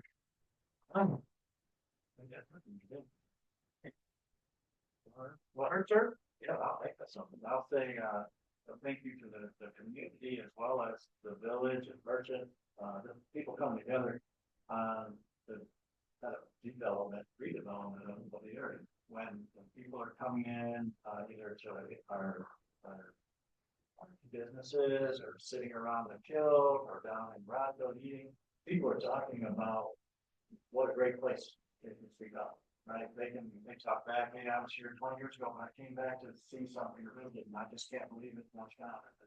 So, you know, EDA, community, it's really, it shows, and people are commenting on it. It's very positive.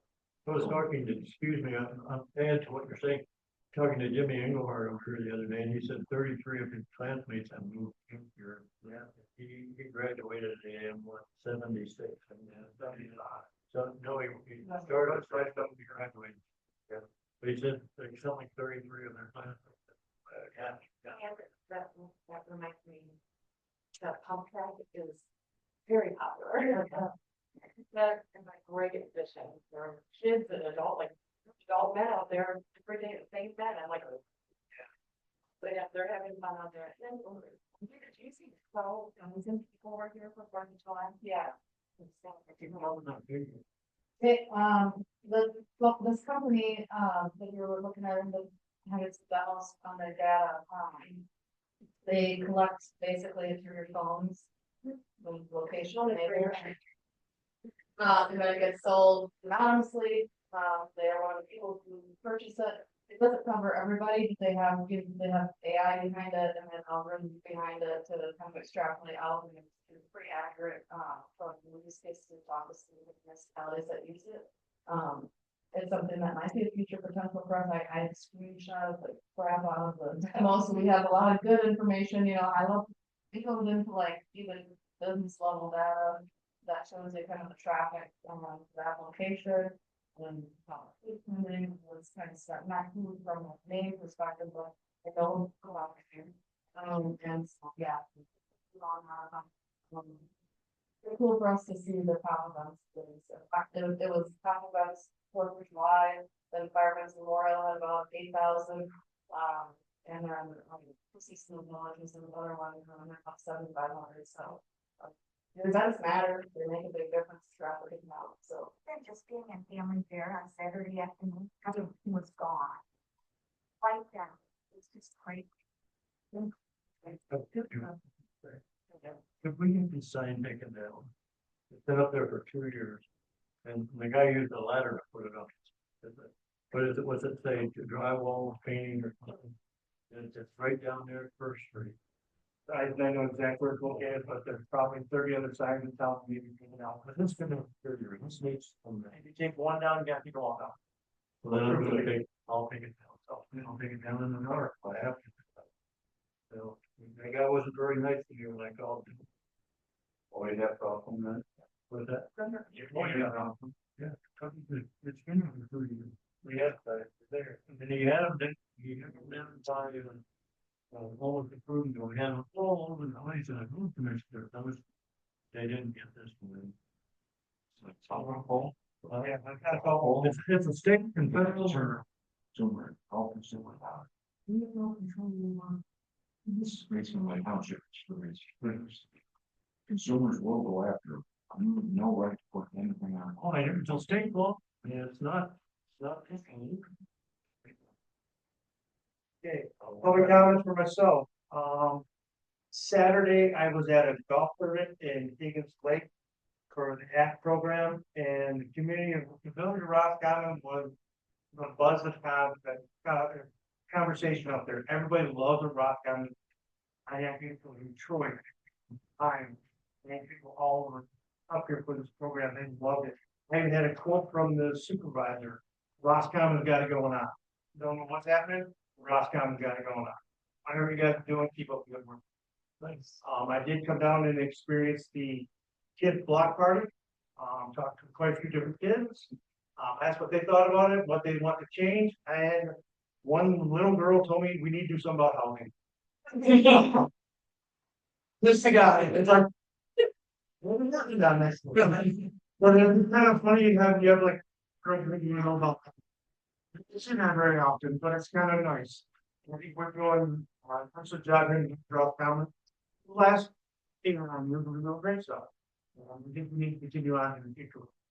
So whatever we're doing now, let's move forward. And the other thing, why not? Why not come to Roscommon? That's the question we can have. We have it going on, really thinking we're doing great. Hopefully, kind of like, hey, what are they doing over there? We gotta figure this out. We're copying us, doing something we're doing. Why not Rocktown? That's the best thing I can say. Yeah. So, thank you guys for everything you do. Items for next agenda. But I'll have, an update on the housing. I'll give you an update on that infrastructure, then when you. If we had meetings on the nuisance, I'll start sharing that information with you guys as well. And what we know in September, the overnight services in town and about the DPW, that's sure. And we don't see it coming up to the capital plan. In a couple months. Okay. Looking for moving into. I got a first, can I get a second, please?